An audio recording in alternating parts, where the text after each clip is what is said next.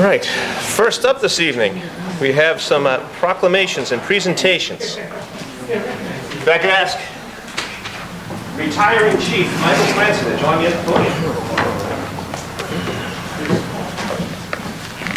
Only 27 years to get a town tile. That's all it takes. I've asked Mike this twice, so hopefully the third time is a charm. Can you take your papers back, please? No? All right. For the record, I tried. Thank you. I appreciate it. Mike will be sorely missed. He's done a very nice job over the past 6 years as chief. Just short of 27 years. 26 years and 10 months, looks like. I think so.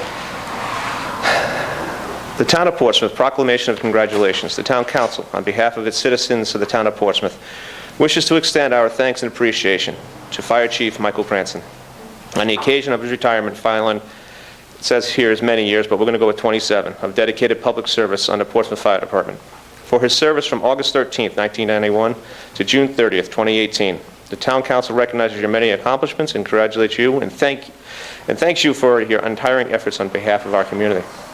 Now, therefore, be it proclaimed that the Town Council of the Town of Portsmouth, not only for itself, but on behalf of its citizens of this community, salute Fire Chief Michael Cranston on the occasion of retirement from public service and order this proclamation presented on the 25th day of June, 2018.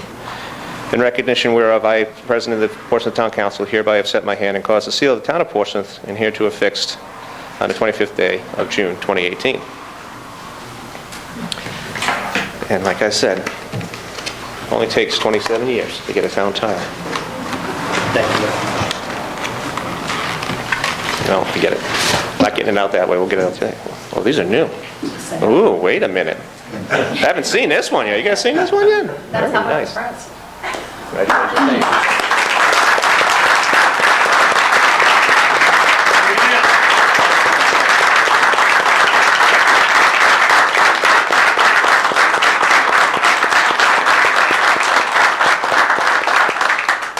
You're not done yet. You can give your speech in a second. I also have Representative Ken Mendonça is here with a proclamation for you, and also Police Chief Tom Lee as well.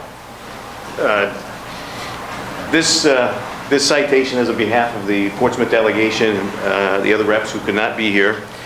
This citation, State of Rhode Island and the Providence Plantation, be it hereby known to all that the Rhode Island House of Representatives hereby offers its sincerest congratulations to Fire Chief Michael Cranston, Portsmouth, Rhode Island, in recognition of your retirement of 27 years. We gave you 27 years. We round up.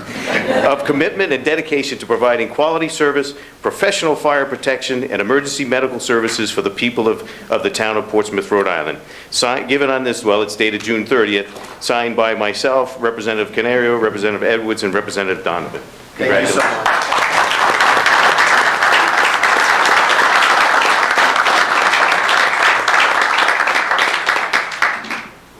All right, here's something you don't see every day. The police department giving the fire department an award.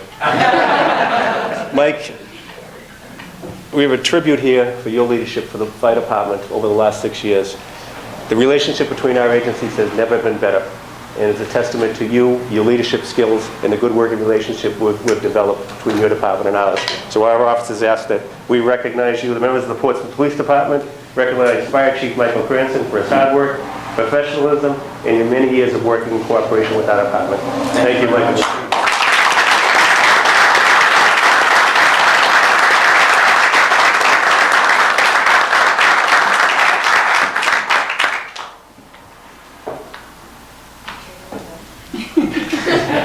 I would just like to thank everybody in this community, from the leadership of the town council to all the other department heads and departments, and my coworkers at the fire station, certainly my wife and my family, and the community as a whole for all of the support over the years. It truly has made my job a pleasure, and it's been an honor and a privilege to work on behalf of everyone for this town. Thank you.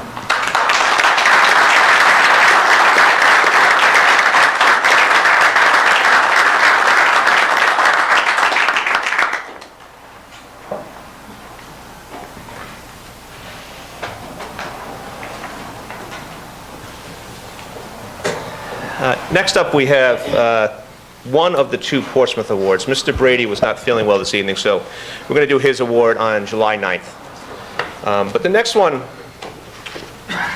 the nomination came forth. We had 7 nominations. All the nominees were well-deserved and had different attributes that made them deserving of the award. But this one was different and special. The nomination came from a leader in the community for Judy Staven. And for those who know Judy, you know that whether you agree with her politics or not, that she had the best interests of the town of Portsmouth and the people of the town of Portsmouth. And any time she came up to speak, that came through. That she did her research, that she was able to, dig some things out, find some errors on our behalf, and always had the best interests of everybody here in Portsmouth. And that's why I think it's so fitting that Judy was nominated for this. So, unfortunately, posthumously to Judy Staven, whereas the Portsmouth Award recognizes certain individuals, businesses, civic groups of the town of Portsmouth that have consistently demonstrated excellence in professional and community leadership. And whereas Judy was a longtime town resident who cared deeply about the town issues and devoted her adult life to this town. And whereas Judy held many positions in the town, such as town councilor, I'm going to add in she was vice president for a term as well, a member of the Portsmouth Solid Waste and Recycling Committee, citizens interested in a comprehensive community plan, just to name a few. And whereas Judy served as a watchdog over town spending items and made sure her position was known at meetings, including poring over the budget and asking tough questions. And whereas Judy cared about the costs of our senior citizens on fixed incomes would have to pay for town services. She always advocated in the public and in private meetings with town department heads that she wanted a clean, safe town, and that these were the services that were needed to be delivered for our residents. And whereas Judy and her dedication to this town will be sorely missed. Now, therefore, be it resolved that the Town Council extends its sincere thanks and gratitude on behalf of the citizens of Portsmouth to Judy Staven.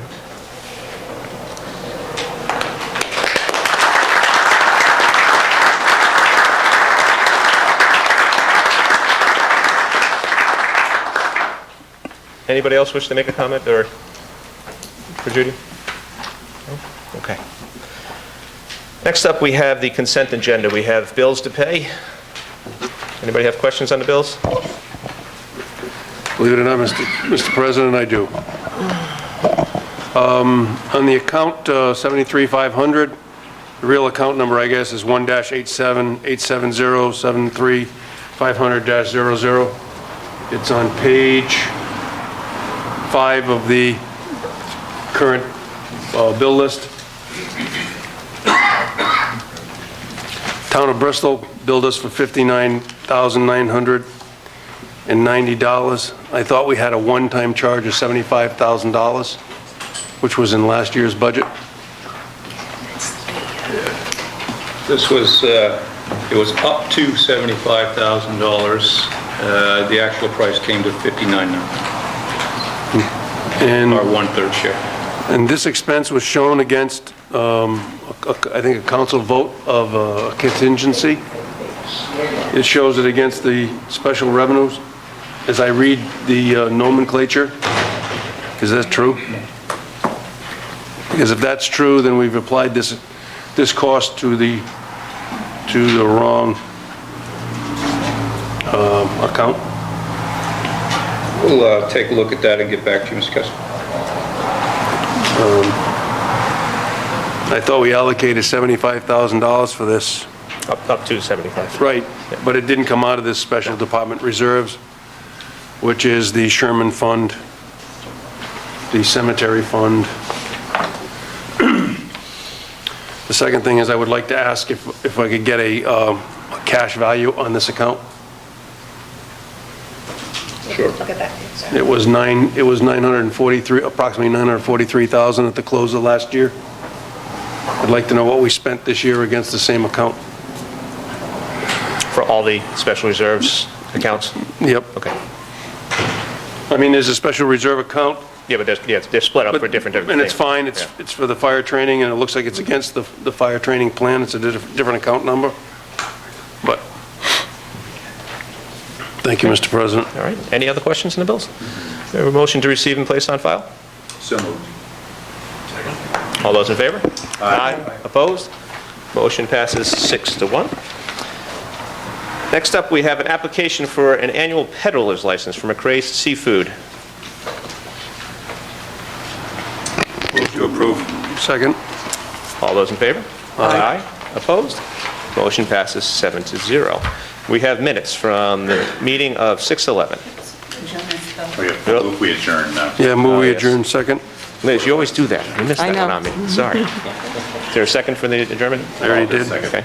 All those in favor? Aye. Opposed? Motion passes 7-0. All right. Now we have minutes for 6/11/18. Yeah, it's because I have a question on Okay. minutes. Ms. Bader. So page 3, OB1, where Mr. Kessin asked that the council receive a formal monthly financial report at the first meeting of the month. I believe it was the first meeting of each month.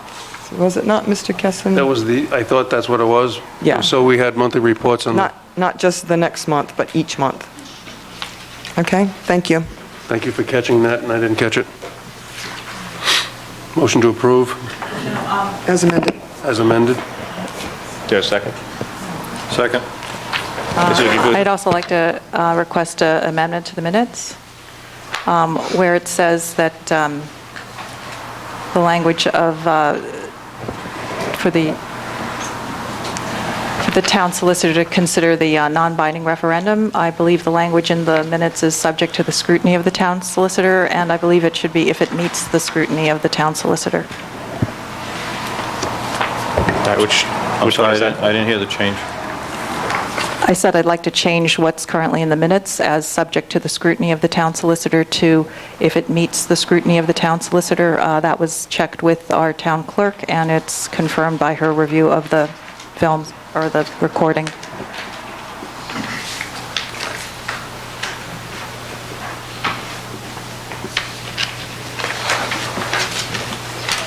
Okay, so you want to change subject to the scrutiny of the town solicitor to what? Again? If it meets the scrutiny of the town solicitor. Okay. Is there a second for that? There is. Okay. So, first item up is changing the wording for Ms. Fujifusa. All those in favor? Aye. Opposed? Motion passes 6-1. Next, the motion as amended to insert the word, I'm sorry, each, right? Each month, each month. Each month. It As amended. replaces the. The with each, okay? All those in favor of the motion as amended? Aye. Opposed? Motion passes 7-0. Next up, we have the town administrator's report. Mr. Rayner. We have to approve. Sure. And she said as amended, but okay. Yeah.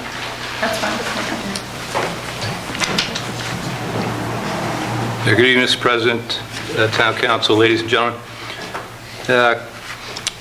With regard to the transfer station, Vinagro has sold off their solid waste and recycling facility to Waste Connections of Rhode Island. The contract the town had with Vinagro has been consigned to Waste Connections, and there are no modifications or amendments to the agreement. The employees, operating procedures, standard operating plan, solid waste and recycling services agreement between the town and RIREC, Rhode Island Resource Recovery Corporation, all remain unchanged, and Waste Connections has issued the town an updated certificate of insurance and performance and payment bonds.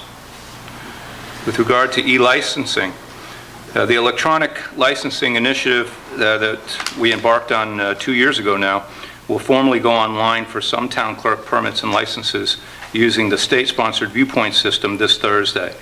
Using the new system, applicants will be able to apply for a permit and get it approved on any internet-connected computer without having to visit Town Hall. Applicants will still be able to submit manually by visiting the town clerk. However, we plan to encourage people to use a kiosk that has been installed on the town clerk's office counter. Of course, town clerk staff will be available to assist and manually process the application if necessary. The permits and licenses planned to go online in the initial phase include business and trademark registrations, amusement and entertainment licenses and permits, cellars and dealers, alcoholic beverages, private investigators, and short-term dwelling rentals. With respect to the Weaver Cove boat ramp, the Weaver Cove boat ramp has reached the end of its planned 25-year service life. Together with the Harbor Commission, we have begun the process of planning for its renovation with DEM and the Nature Conservancy. Long-term, we are looking to take advantage of grant money available to DEM for renovation projects of this kind and to incorporate it in a future capital improvement plan. In the short term, DPW is working with DEM and CRMC to obtain the necessary permits to keep the ramp serviceable, to do some minor repairs, and keep the ramp serviceable for the next 2 years. And then with regard to the police construction project, milestones this period include the fact that exterior masonry work is being pushed for completion next week. We will see work begin to accelerate quickly from here on out, with the main emphasis over the next 2 weeks being on interior masonry, rough plumbing, completion of rough mechanical work, exterior framing, completion of concrete stairs and stair rails, and completion of the ground floor heating, ventilation, and air conditioning system. Roof sheathing is scheduled to begin the week of July 9th. The project is now at a 40% complete and remains within budget, and the new building is still on track to be substantially completed on time in October. And that concludes my report, Mr. President. Any questions for Mr. Rayner? Mr. Kessin? Thank you, Mr. Rayner. Mr. President. Mr. Rayner, in this year's, and I don't know whether it's because of the date we pulled the bills on the 18th, there were no bills sent by Bentley. Is that true? They come, we get a paper, they come once a month, generally, and I'll get the next, there's 2 steps. There's a pencil copy that goes to the owner's rep and goes to the architect for review. That was handed over last Wednesday, so I anticipate I will get the invoice this week, and then we'll process it for payment then. That bill should be almost $2 million. I believe that's correct. Thank you very much. Mr. Gleason? Thank you. Mr. Rayner, is the design of the new building a standing seam metal roof? I don't recall what we're going on, or is it No. asphalt shingles? It'll be asphalt shingles. Yes, okay, thank you. Thank you. Any other questions for Mr. Rayner? Okay, thank you, sir.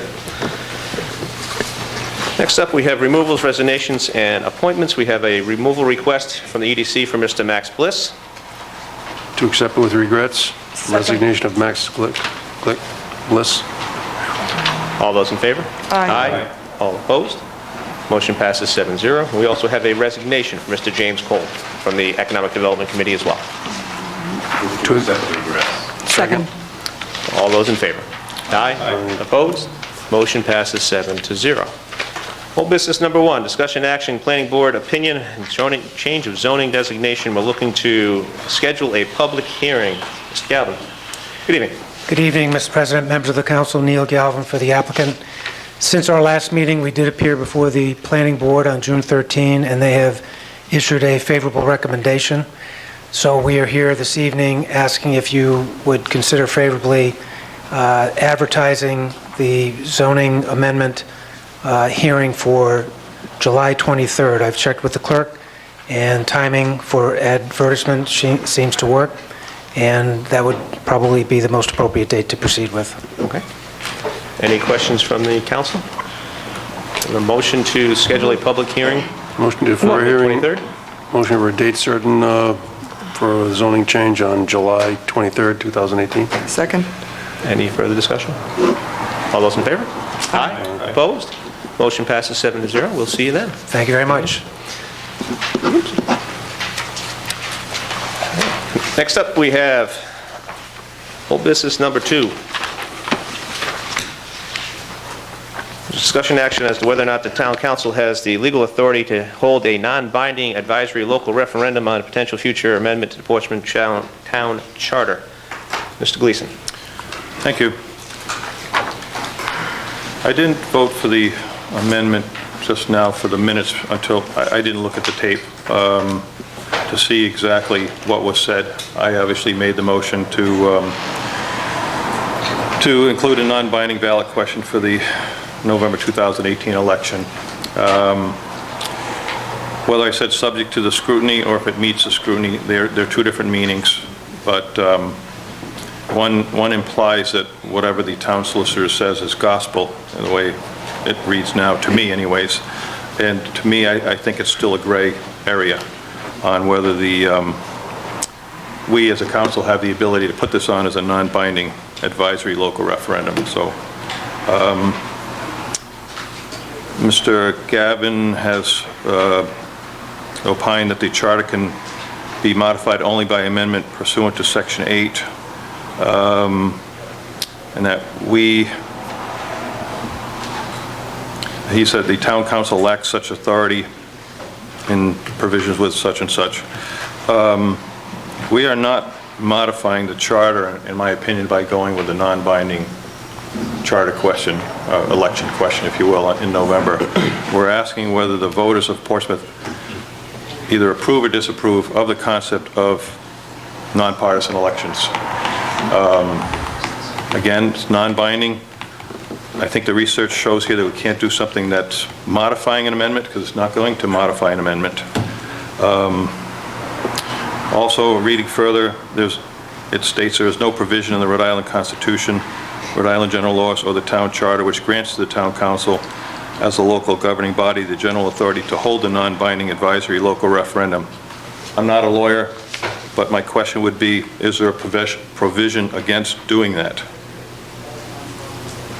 There's no provision in the charter that says you can't do it.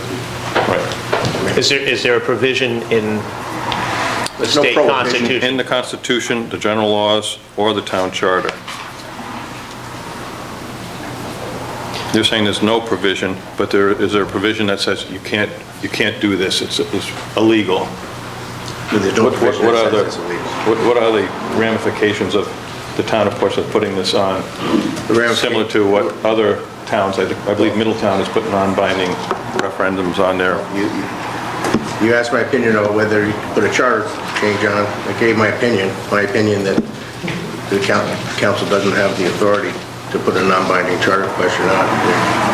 That's the gray area I have. Are we talking about putting a charter question on there, or are we putting a non-binding question about changing the charter on the ballot? I think it's pretty much one and the same thing.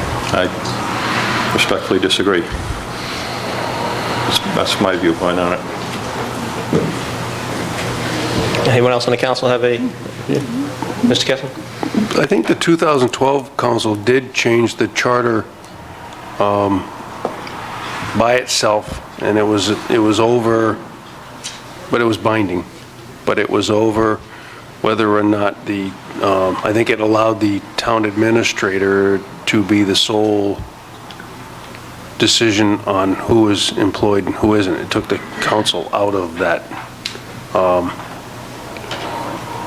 decision-making process. So I know that didn't get changed by the Charter Commission. It was a 2012 council that did it. It hit the ballots, and of course it passed. So I believe that we do have the right, in my mind, to change the charter. I'm uncomfortable at this point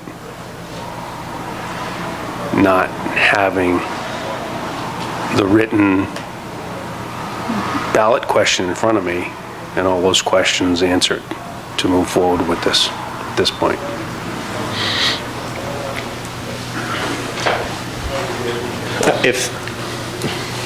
If I'm reading your opinion correctly, and you can correct me if I'm wrong here, you're not saying the council can't make a ballot question to go on, that would be to change it, but it has to be binding, not non-binding. Like Mr. Kessler mentioned, 2012, council has often had proposed amendments on the ballot for the voters that followed the proper process.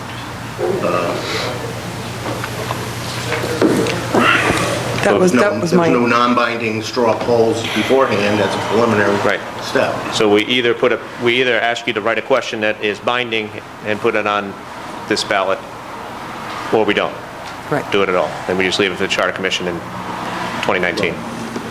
Right, well, right, but I mean, at the last meeting, you voted not to do that, so I think you'd have to We'd have to, yeah, we'd have- put it on a future agenda and rescind the prior decision not to put on a ballot question and make another motion with a proper, with properly notice, because no one would know. If you did it tonight, there would be no notice to the people that the council might do that. So. That's fine. Anybody else on the council? Ms. Harding? Thank you, Mr. President, members of the council. Connie Harding, 884 Union Street. The question tonight is, does the council lack authority to place a non-binding referendum on the ballot? To recap the last meeting, the council voted 4-3 to place a non-binding referendum on the ballot with the solicitor's review, asking whether or not the citizens of Portsmouth in the future would like nonpartisan elections in Portsmouth. Remember, there's no way in getting rid of any parties. It's simply taking the Democrat, Republican, Independent off of the ballot and changing the charter so that all are invited to the table. Due to the Hatch Act right now, not everyone in Portsmouth can run in our elections. In Middletown and Newport, they can run in the elections because they're nonpartisan. If this issue were black and white, I believe Mr. Gavin would have stood up out of his seat and told the council they couldn't do this. Mr. Hamilton asked for the solicitor's opinion on this matter. Attorney Gavin's position that the Rhode Island State Assembly has to authorize this town council's properly taken vote 2 weeks ago and its right to put forth a non-binding referendum is questionable. Under what is called home rule, Rhode Island cities and towns, including the town council, have absolute power to take action on a particular local issue without limitation, so long as not in violation of state constitution, federal constitution, or town charter. Under the Rhode Island Constitution, home rule grants the Portsmouth Town Council the right of self-government in all local matters, including the Portsmouth Town Council's right to enact and amend local laws relating to its property, affairs, and government. The Portsmouth Town Council had the right 2 weeks ago under home rule charter, home rule authority, to approve a non-binding referendum at the local level, just like the General Assembly has the power to authorize statewide non-binding referendum. The Rhode Island General Assembly approves of the placement of non-binding resolutions on the statewide ballot as one of its inherent powers. This town council has the same inherent power over local matters like this, and so just like the Rhode Island General Assembly can put forth statewide non-binding referendum, so can the Portsmouth Town Council approve of local non-binding referendum at the local level. Non-binding referendum are an important tool to facilitate democratic participation, but it's not a form of decision-making that violates the Portsmouth Town Charter. A non-binding referendum is simply a tool for a legislative body, as you folks are, to determine how the electorate feels on an issue. It's comparable to a public forum or a poll, but has the benefit of being consistently placed in front of all of the voters in town. When the binding referendum went to ballot in 2014 in Middletown, there were 2 referendums on that ballot. One was non-binding and one was binding. I spoke to both of those councilors that brought those forward. The very Democratic councilor that brought the binding referendum for the nonpartisan politics said this is malarkey. He said, of course you've got a right to put it on binding. It's not an attorney's view or anything else. I'm surprised he's not here this evening. I reached out to the Secretary of State's office and they kindly forwarded me 3 non-binding referendum questions that were on the 2016 ballot on 3 different communities, Hopkinton, Smithfield, and Westerly.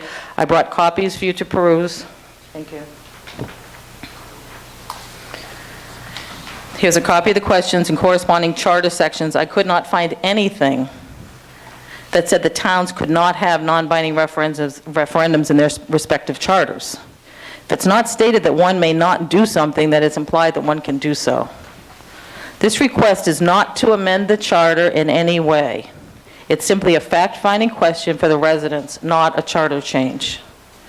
We teach our children to gather as much information to make sound decisions on difficult issues, to stay open-minded. When Dr. Ryan made a motion to have the Charter Review Commission look at this issue, this referendum will give them the data they need to make sound decisions at the next charter review. Thank you. Ms. Harding, before you leave, did you, on your research, these 3 questions, were they or did they ask the General Assembly for approval on these? Do you know? I did not get that information. What I read in most of the charters, unless it's if it's non-monetary, they don't need to ask the General Assembly. These non-binding referendums are just taking a poll of the community before wasting times on another issue. And then the Secretary of State's website was clear that they do not offer legal opinion. It is the legal opinion. They don't do that, but he was very helpful and said it does happen all the time. Thank you.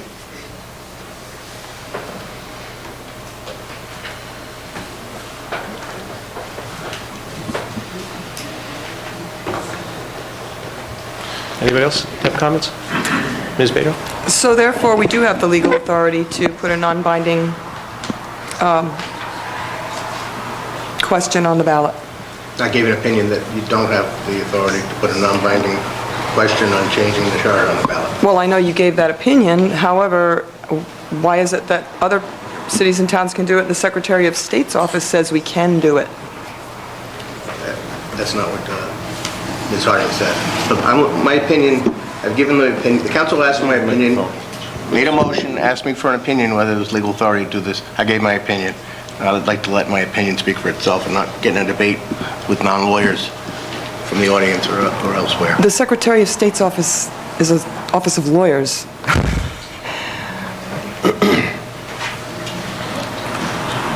Jacqueline Schultz, 15 Peleg Road.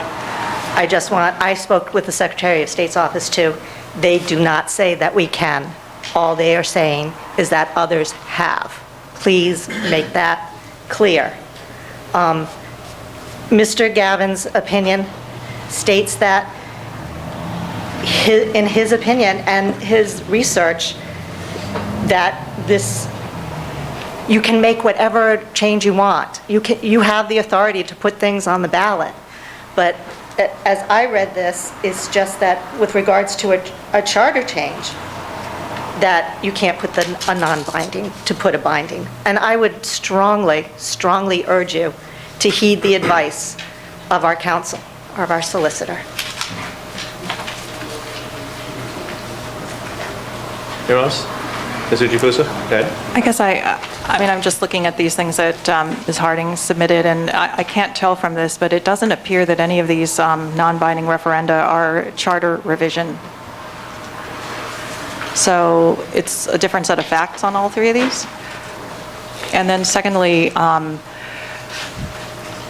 also have a procedural problem with trying to circumvent the decision of our own town solicitor, who examined the exact facts that were before him in this case. To analogize to other cases in other towns, I think is frankly foolish, and I don't know any lawyer that would just say, well, because other folks did something, I guess we can do it too.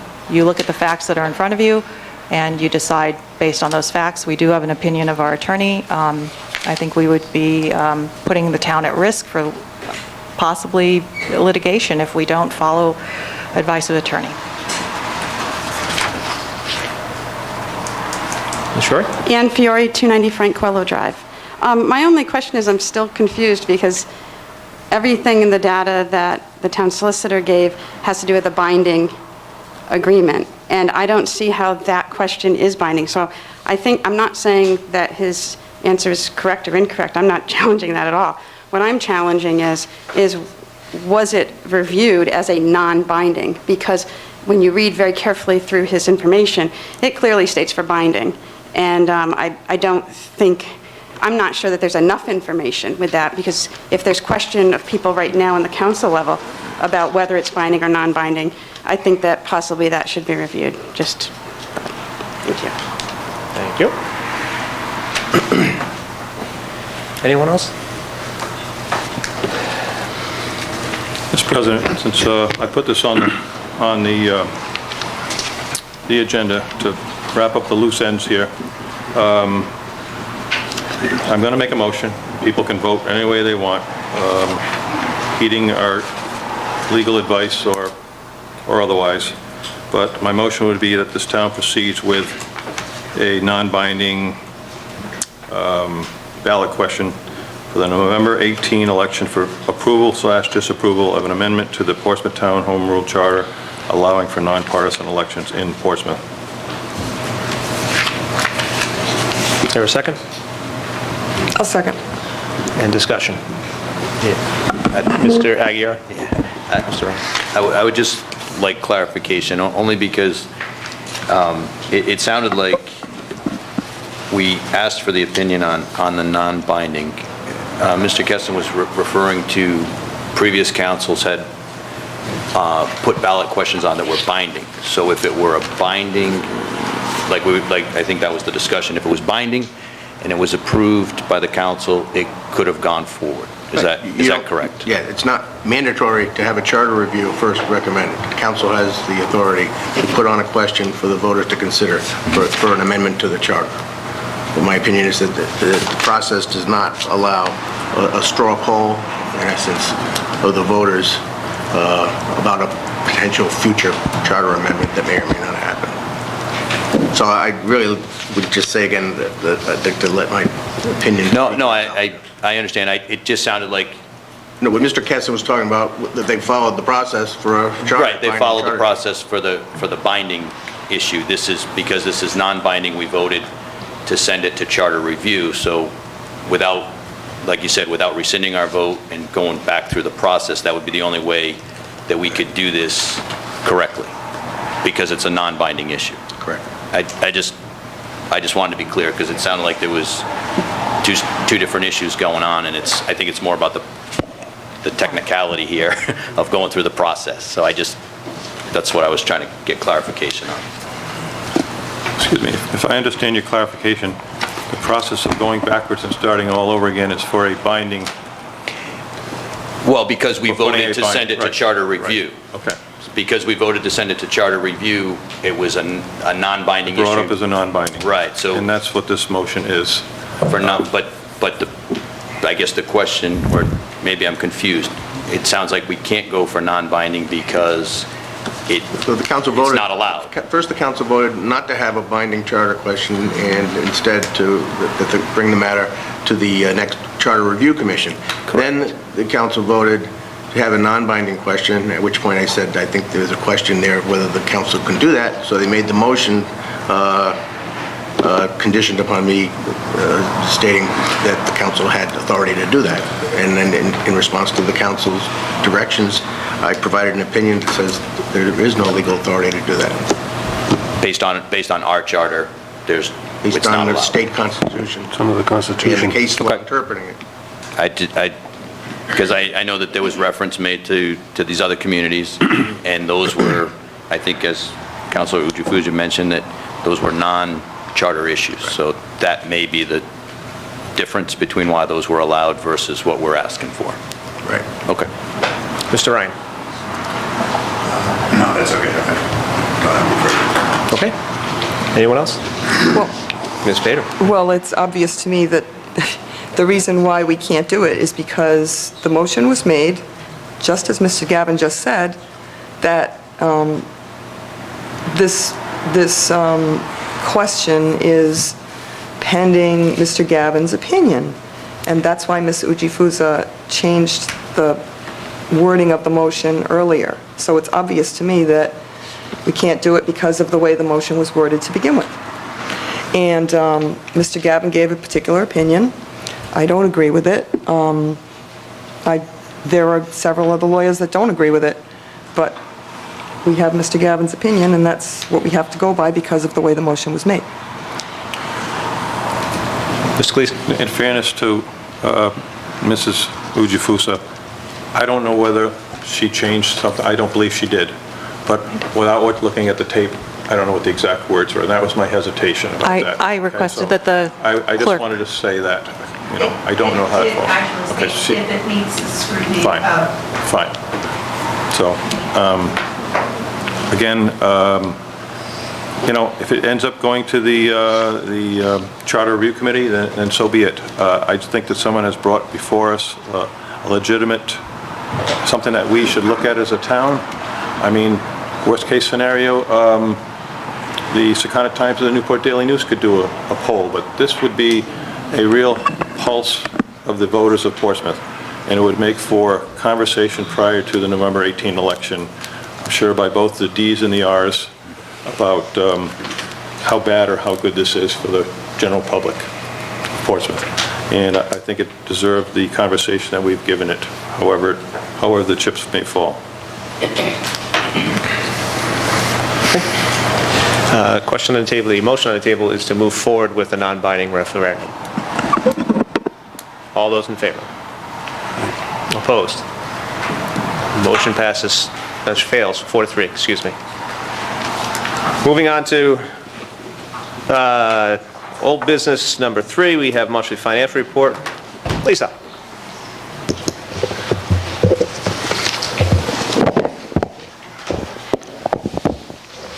Let's get this over here. Honorable Council, attached is the budget update for May 2018. This update represents 91.6% of the current fiscal year. Overall revenues are 0.4% ahead of budget projection. Overall expenditures are 1.6 below the budget projection. There are no significant wire or ACH transfers to report. I have one question. Okay. Why does your microphone work so much better than everybody else's? That was as clear as I've ever heard a microphone in this place. Anybody have questions for Mrs. Mills? Mr. Kessler. Thank you, Mr. President. Does that indicate we've got almost a $70,000 fund balance number as a surplus? So far, yes, currently. Unless, of course, we have to reverse this bill from the special revenue, which will wipe that out to $10,000. I don't think it'll wipe it out. We have to look to make sure that it was applied to the right fund line, but there was money in the budget for our one-third cost to help repair the Bristol dock, which was authorized up to $75,000, if I remember correctly. So we didn't spend up to that much. We actually spent less than that much. Right, but this is how we lose, $1 million here, $1 million there at $60,000 a whack. Those are your words, Mr. Guy. I would never say that. I will. Then I would like to see where we have done that, because that's absolutely... I'm still looking, because you admitted that there was, in fact, that is, prior to you being here. I just have to object, Mr. President, please. It's errors. It was prior administration. It was. And there's not $2 million missing from the town. Whatever. Okay. Ms. Pedro? I have a question about the revenue sheet. The AICA, do they owe us money? I know they're gone, or is that just... They're going to pay that this month. Is it on?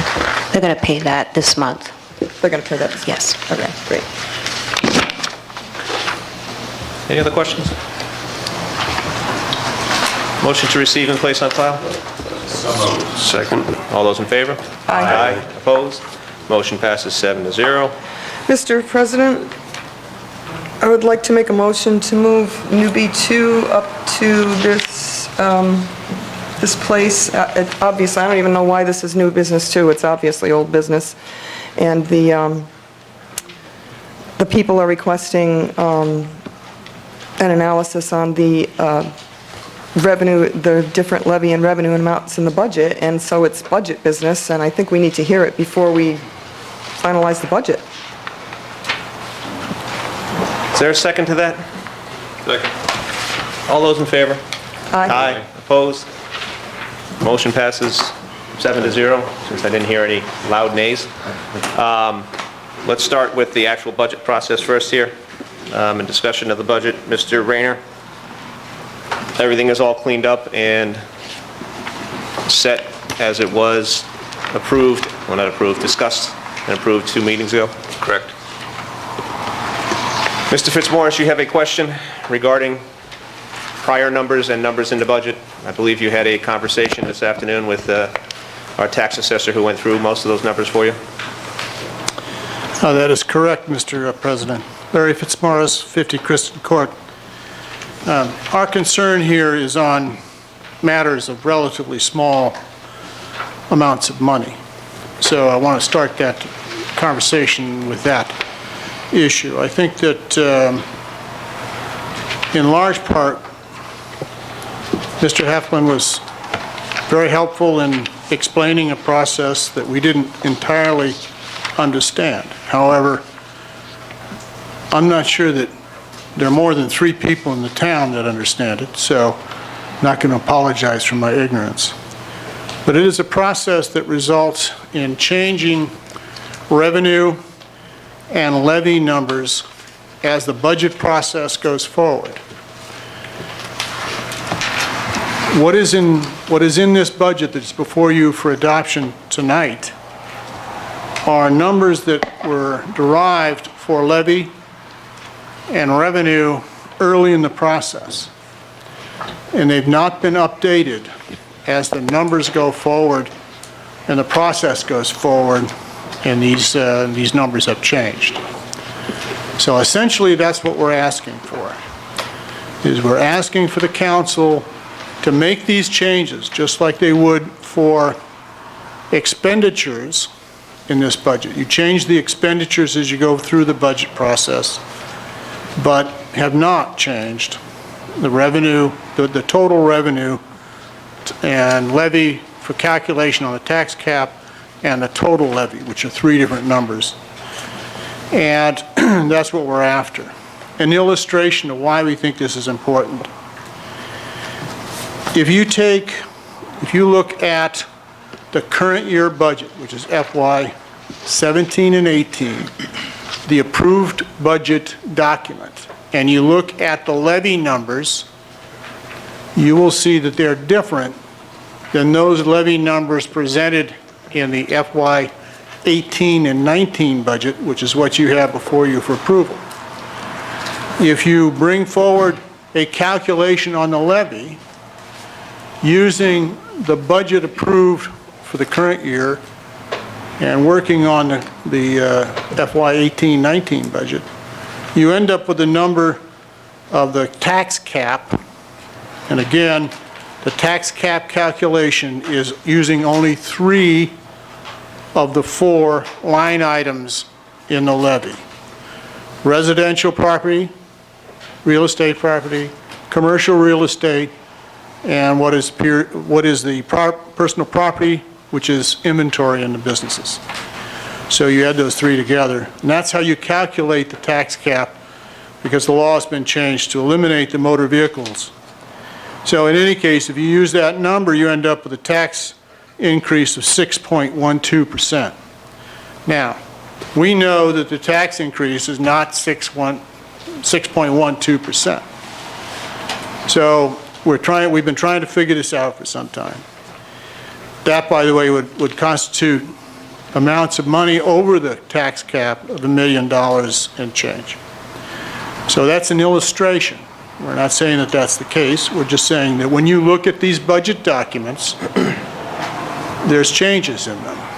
And the difference between the numbers that were used in the current year budget versus the numbers that are used for the same year in the budget for the next fiscal year that starts in July 1st, those have changed. And the reason they change is because we keep adding calculations into these levies. But the law says that the law is 44-5-2, paragraph B. It says that the levy is calculated against the levy. The tax cap is calculated against the levy. And all of that, of course, is pretty dry and all that stuff. The problem is it ends up to large amounts of money in the end. This budget is right up against the cap when you calculate out all of this stuff. It either 3.97 or 3.96 or 3.98, depending on which number you use that's available in this budget. So we don't have the same number in all cases. We've outlined the numbers of question in our letter to the council. And what we're doing is we're asking that the process be changed and that the council do a periodic update of these numbers for one primary reason, and that is this document, this budget document that you're you will approve this evening, is supposed to be a document that the citizens can take and read and find out whether or not you, the council, and the administration are executing their tax monies effectively. So, so transparency is an issue. I think we're all confident, at least we should be confident, that almost nobody can do that at this point. This is a change that what we're asking tonight is a change in procedure so that we can see the up-to-date numbers for revenue and levy. And it makes the budget more transparent. Now, unfortunately, there's another step in this process of verifying the levy, and that doesn't take place until 31st of July. So it's sometime in the future, obviously. So it isn't going to be perfect, but it will be substantially more informative if these recommended changes are made. And that's basically what we're here to do. So any questions? So you have forwarded these recommendations to Mr. Rayner and Ms. Mills, who's next year would be responsible for helping making these in, along with Matt as well. Well, we would recommend that they be done now, because the council is here to consider the budget tonight. What are the changes? If we wait another year, we have another year of confusion.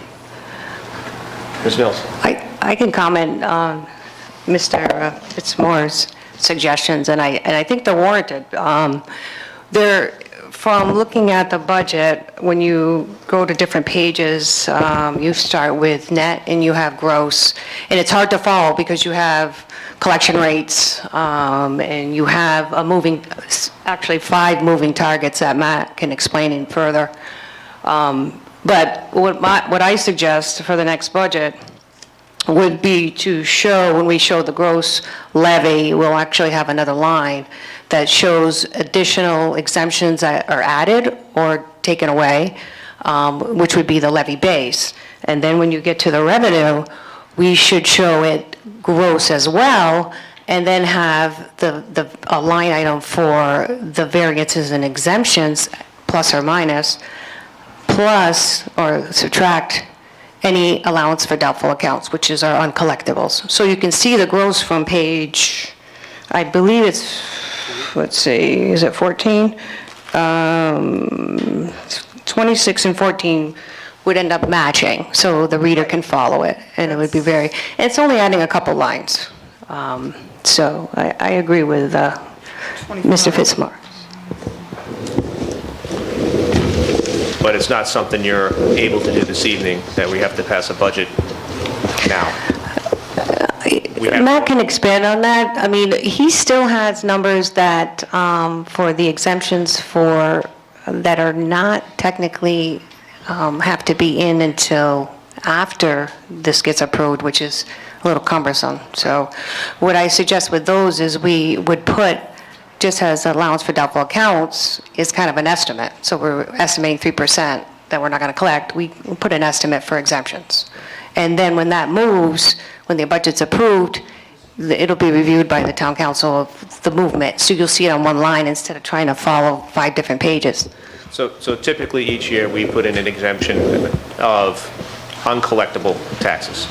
We assume that we can tax up to 100%, but we assume each year that we're only going to get X. Correct. 96.5, 97.2, whatever that number is. And that's why it's a moving target, because Because you don't know. we don't know, and then we have to have so much money to pay the expenditures to be, and so that number is, but at least we can track it in those 2 different line items, and you can see it move. And that number can move based on what the General Assembly might throw at us in the last week of June. Exactly, because it did quite a bit with the motor vehicles. Yeah. And that's a good idea, because then you can see what number's moving. Yes. Okay. Matt? Thank you. Good evening. I think we all have the same goal, but just hear me out on why it's easier said than done. We need the budget. It takes a long time. It's a long process, a lot of decisions. I think we have 499 revenue and expenditure lines to get, and so you need that information early. I run the numbers as best we can. April 3rd. In the interim, we have income-based exemptions, which by ordinance aren't even due until June 1st. So my best guess estimate, I take what they did last year and hope there aren't any changes. Well, some people make more money, some people make less. And then this year on May 31st, we had 2 new people apply for the poverty infirmity. This $4,000, $5,000 right off the levy. So, like I said, that's a moving target. The other thing is we've got the town farm ordinance and the state farm forest program. That's 118 parcels. I have to go out and make sure they're still active. Well, April 3rd, you're not going to tell what's coming out of the ground yet. So it's something, this year I was able to do at the end of May, but last year I was doing it the first week of June. There are variations with that. So that makes that, and like we said, it's not insignificant, but it is relatively a small number that it goes and fluctuates. The other thing is we had over 44 appeals go before the Tax Assessment Board of Review. We didn't hear them all by April 3rd. And once again, I make a best guess estimate, but I don't always win those, unfortunately. And then the other thing is we have over 20,000 motor vehicles. We weren't finished processing them all. I have to run through a series of tests. We get a page of duplicate vehicles. We get vehicles from other towns that get sent. Just last week we got a vehicle from Newport.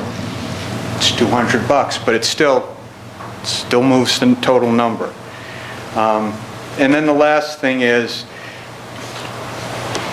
there's a soldiers and sailors exemption, so if you're active duty, you're exempt. Now, my thoughts are, if someone sends in their application in May,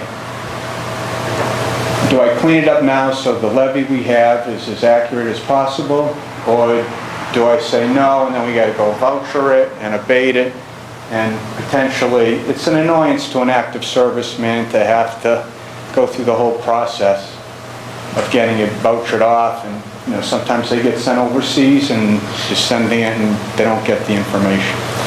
So that being said, those are the moving targets that make it difficult to lock it down. That's why you have April 3rd when we do for the budget. Then I go through the whole process, go through all the tests and reconciliations for the state when we have to disclose it. But even the state, it's all proposed because they know it's going to change. And then from there, I do the whole thing over again for this night to get the levy, and now I lock it in. So now if someone comes in, they got to wait. So that's the process. We all want to be transparent. We've got nothing to hide. So it's essentially a living, breathing document for 3 months. A budget's a plan. Right. It's an estimate. Okay. Ms. Pedro, question? So you lock it in for tonight to... So if any changes come up, they have to wait till next fiscal year? What? No, it would get adjusted. It would have to be like an abatement or a voucher. Because I think what everyone's concerned about is that we're going to go over the cap, because we're right at the cap. Right. And so how do you assure that we won't go over the cap? Well, because I locked it in now. Well, that's what I said.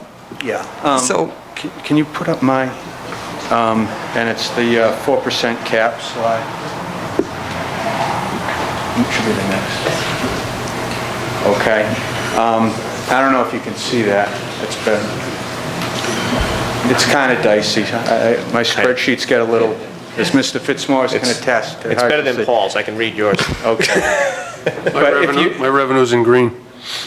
I'm colorblind, so that's not going to happen. If you look at column C, line 8, last year's certified levy total was $50,324,893, and that's the number that gets used to determine the 4% cap, which leads us to the number of $52,337,889 rounded up.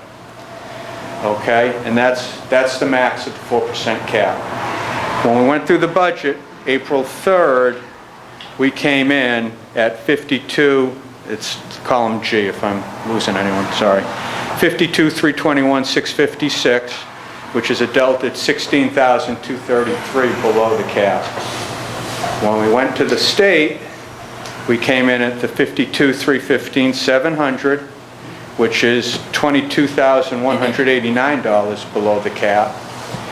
And then, with the numbers that we're using now that are locked in, that'll be our certification numbers, we're going to come in at 52,312,483, and that's $25,407 below the 4% max. So it's not much. It's not much, but I've been places where it's just 2 digits, like $12. So, and for you, it went in the right direction twice. Right. But yeah, well, that's the thing, you know, you want the numbers, and we haven't cleaned up yet in April. I mean, we're doing the best we can, but it's not clean. And I tend to be conservative, and I tell them, no, it'll never be any higher than that. And it's just, you try and estimate how much lower it'll go, and I mean, within 9,000 of what was the original budget. So, a lot of money, but materially, on a $63 million appropriation, it's relatively insignificant. Mr. Kessler, question? I have a question. So the root element is the total, and I'm trying to look at my notes, which are smaller than I want them to be at this moment. Net assessment. That's the number that keeps changing in the 5 columns, correct? The net assessed value changes, as an example. Right, but it changes in the 5 columns. It changes in real estate, residential, commercial, personal property, and motor vehicle. Those numbers on page 20 of the budget, right, which I wrote is a bullshit page in my book, because those numbers should be the ones changing, which then change this calculation, correct?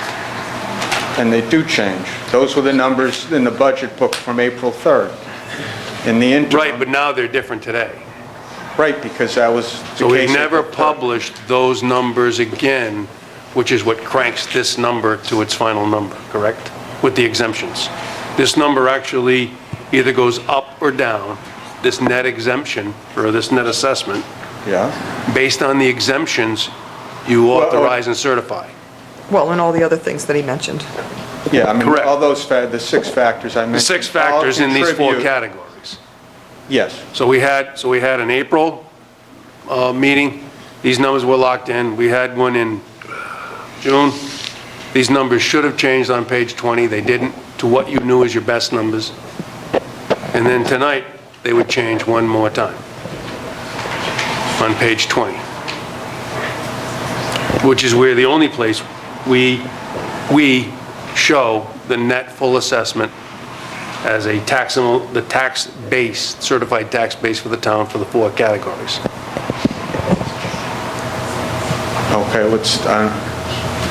I don't understand. So the crux of this is, next year, as numbers move, we will move them into budget. That's where we're at. It can't change tonight. Right. The number has moved, it's certified in, it's written in the budget ordinance. We're going to read the budget ordinance. It's going to take the town clerk 5 minutes to read through the entire ordinance. We can approve it, we can disapprove it, Right. but that number is not going to change from $52,312,483. Right, which is Sadly, only, I can read that, but I can't read what's in front of me. which is only 12,000, or is it 20,000 off the cap? $25,407 on the cap. Correct. President, point of order. I'm a little alarmed that Mr. Kessin is referring to the budget in the fashion he is. Can you just explain, Mr. Kessin, do you feel that there are misrepresentations No. in the budget? No, I don't.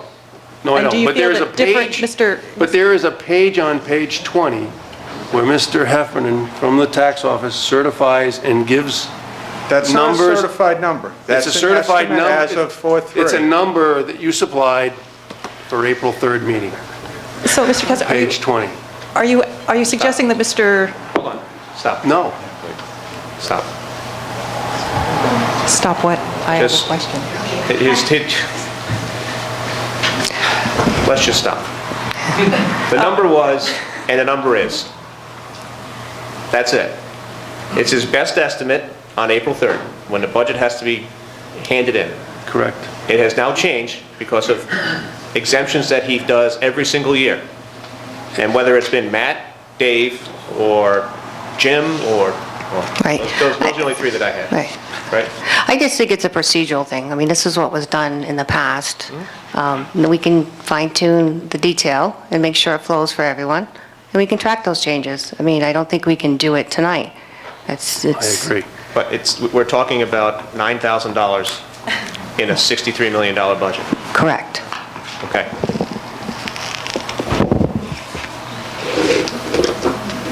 Mr. Heflin, I think we're done with you. I appreciate it. Your Thank you, explanation, your explanation was very good. I understand No, it I completely. understand what he's doing. I understand what he's Believe me, doing. I have no, like, when we do the budget and we highlight and changes in the expenditures when you go through, I have no problem doing that with the revenue line either. I mean, Right, but again, I want to ask one question. Is the revenue line going to change, or is the net assessment, as you harden that number the number's hard now. today? Right. Well, I wait as long as I can so we don't avoid the numbers start as soon as we pass the later budget on. ordinance, which is tonight. Okay. But we do make adjustments to it every year, right? When we do vouchers. I understand that. Okay. Mr. Fitzmaurice, one more quick question or comment? Just a quick comment. First of all, we're not challenging any of the numbers in the ordinance to be read, nor do we assert that there's any kind of nefarious anything going on. What we're saying is, we would like to have a procedure where we get better, accurate transparency. And if it takes two or three of our budget experts 4 months to figure this out, then certainly there's a problem. And that is the case. And so I also want to thank the tax assessor, Mr. Heflin, for spending some time with us and working hard on his spreadsheet, which he's right, with some aid and optical aids, I actually can read. And so I appreciate his time. We had, I think, 2 hours in his office today. Thank you. Mr. Green? Tom Grieve, 110 Third Drive. I'm sorry for prolonging this, but I don't want everybody to go away with the idea this is just about small numbers. If you look at the budget, that's the adopted budget on the town website, the levy, or the tax number is $51,573,485 on last year's budget. This year, when you look at what is on the adopted budget for that same year, it's $52,544,000 and change. It's almost $1 million different between what we say is the budget now and what we said was the budget in a year ago.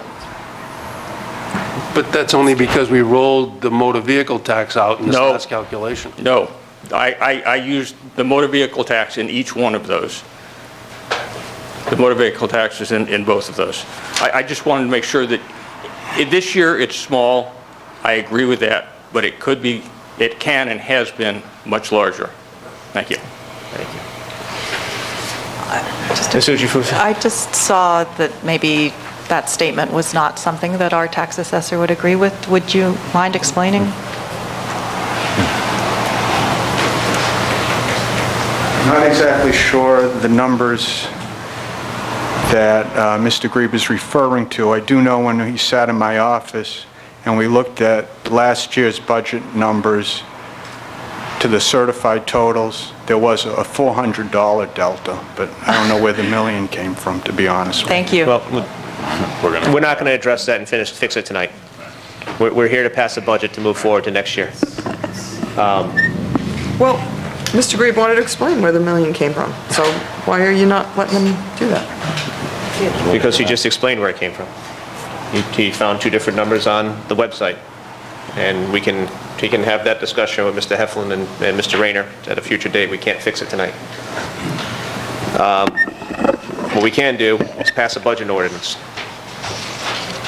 And the current budget, revenue and expenditures, is set at $63,253,183. Is that correct, Ms. Mills? Now I'm putting you on the spot because this is the budget. That's what was published for the hearing. $63,253,183. We will not spend any more than that. Yes, I reviewed that, that's correct. From July 1st to June 30th of this upcoming year, we will not spend any more money than that. And that will be done on a tax levy of...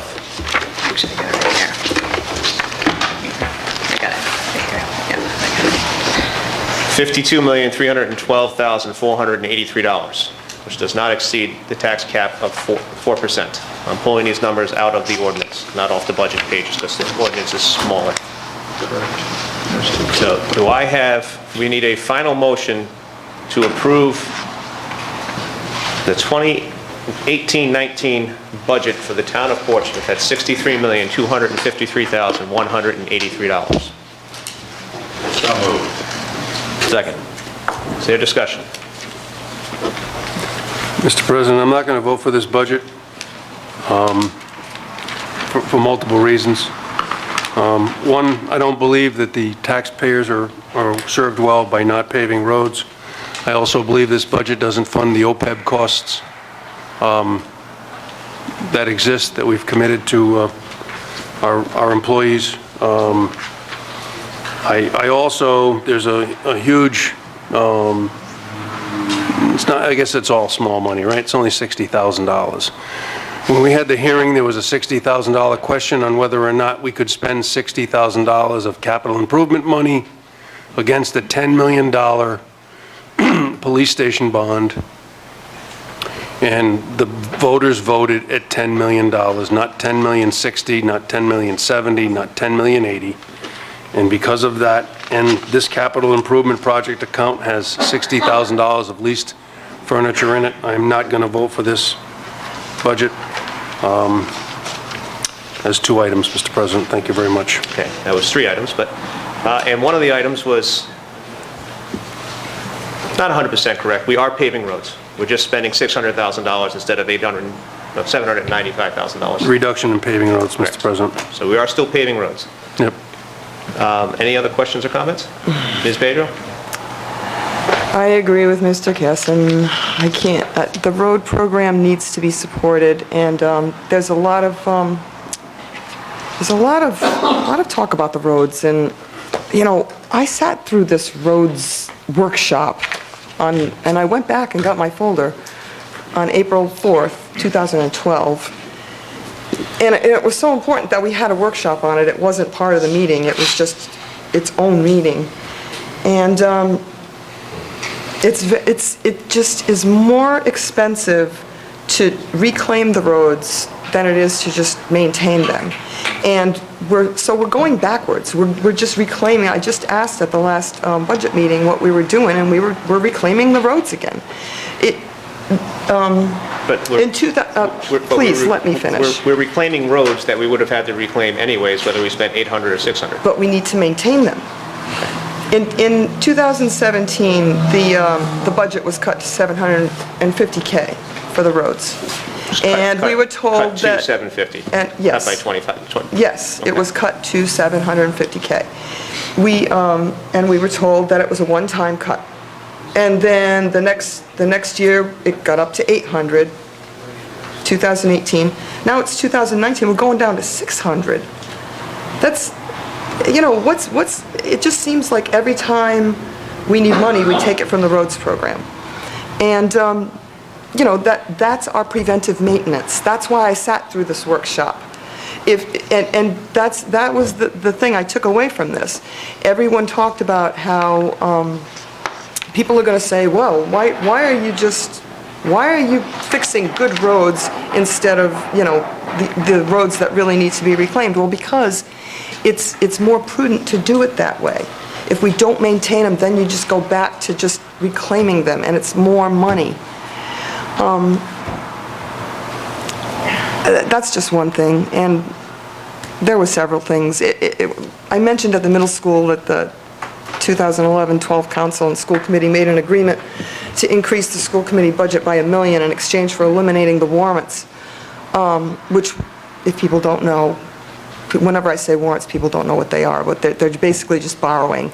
And we were borrowing for the school department by the town. And so we did that, and we got rid of the warrants because it's a waste of money. We're paying, instead of having these items in the budget, we were paying interest on them. I'm sort of concerned now that we're getting back to that practice, because now they're not warrants anymore, they're called leasing. And if people don't understand what leasing is, it's not like you lease a car. Leasing is another form of borrowing. And we have that now with the, well, anyway, we have a bunch of them in the back of the book. And it's more borrowing, and I'm not sure which part is for the school department and which part is for the town, because they're sort of all together, especially with the technology.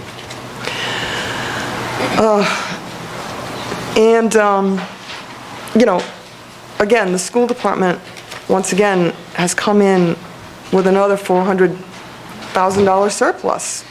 And every year they say they're not going to come in with a surplus, and every year they come in with a surplus.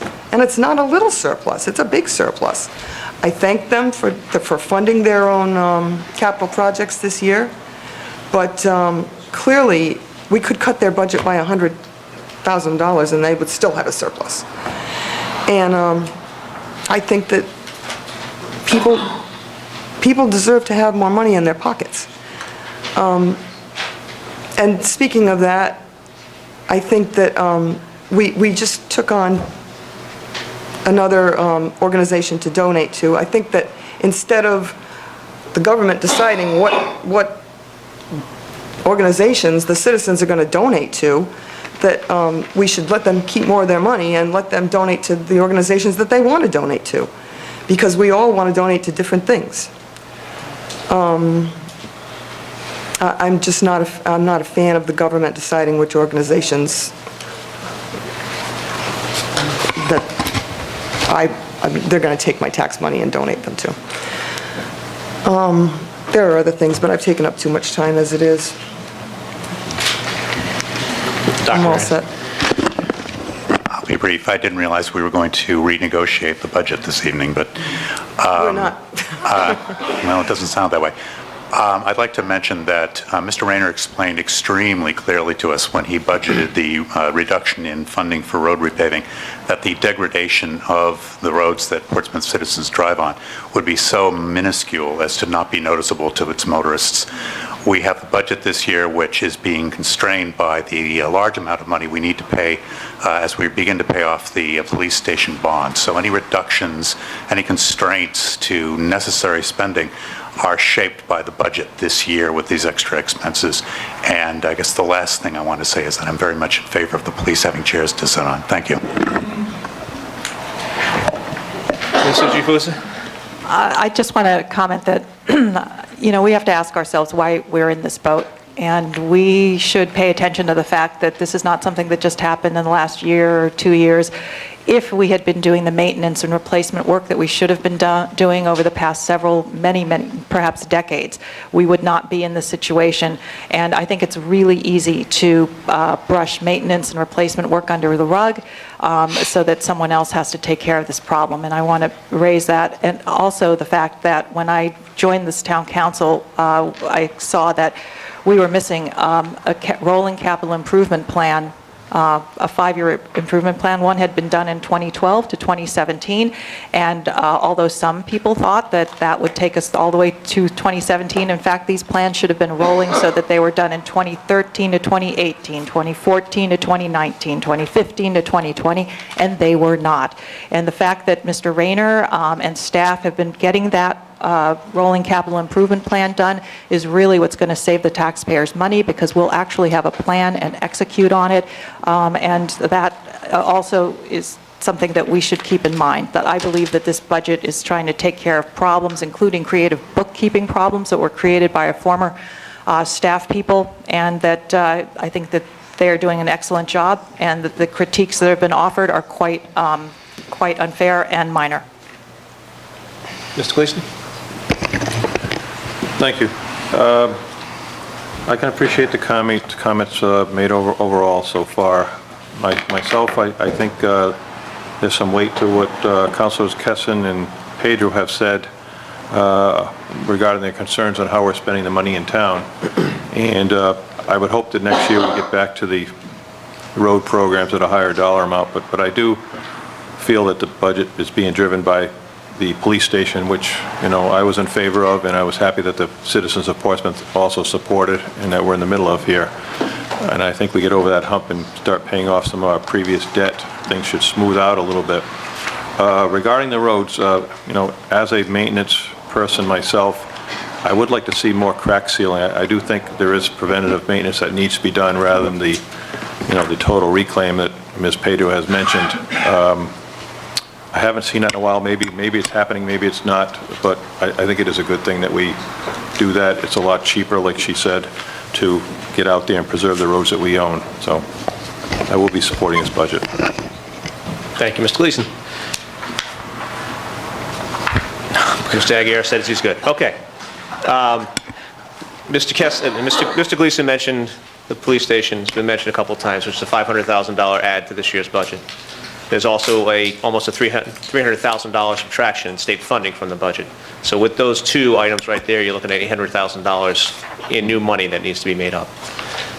Next year, the debt service goes down by $250,000. So next year's budget shouldn't be as dramatic as this one. This has been planned out since we started the discussion about the police station and the cost of the police station.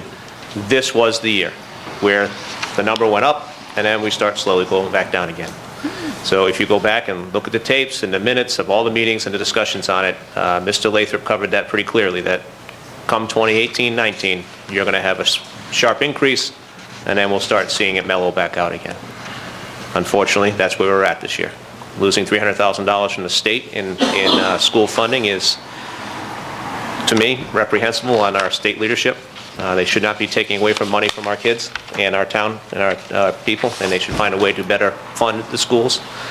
But that's the boat we're in right now. So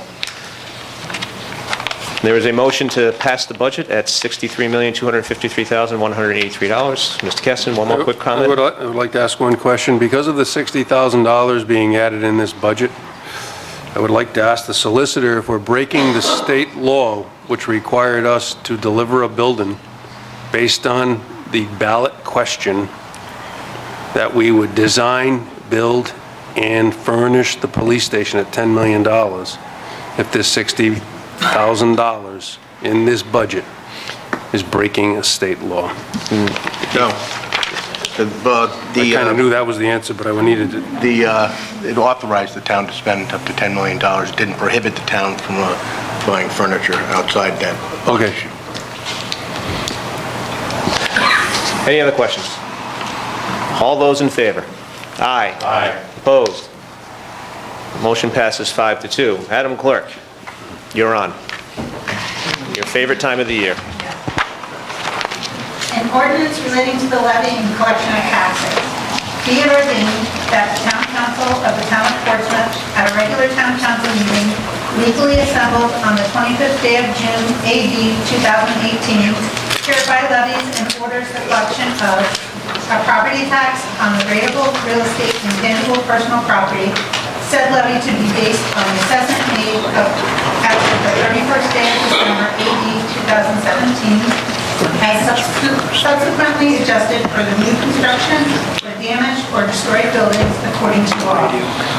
An excise tax on all registered motor vehicles and trailers, said levy to be prorated over the calendar year prior to the year in which said excises are levied and billed.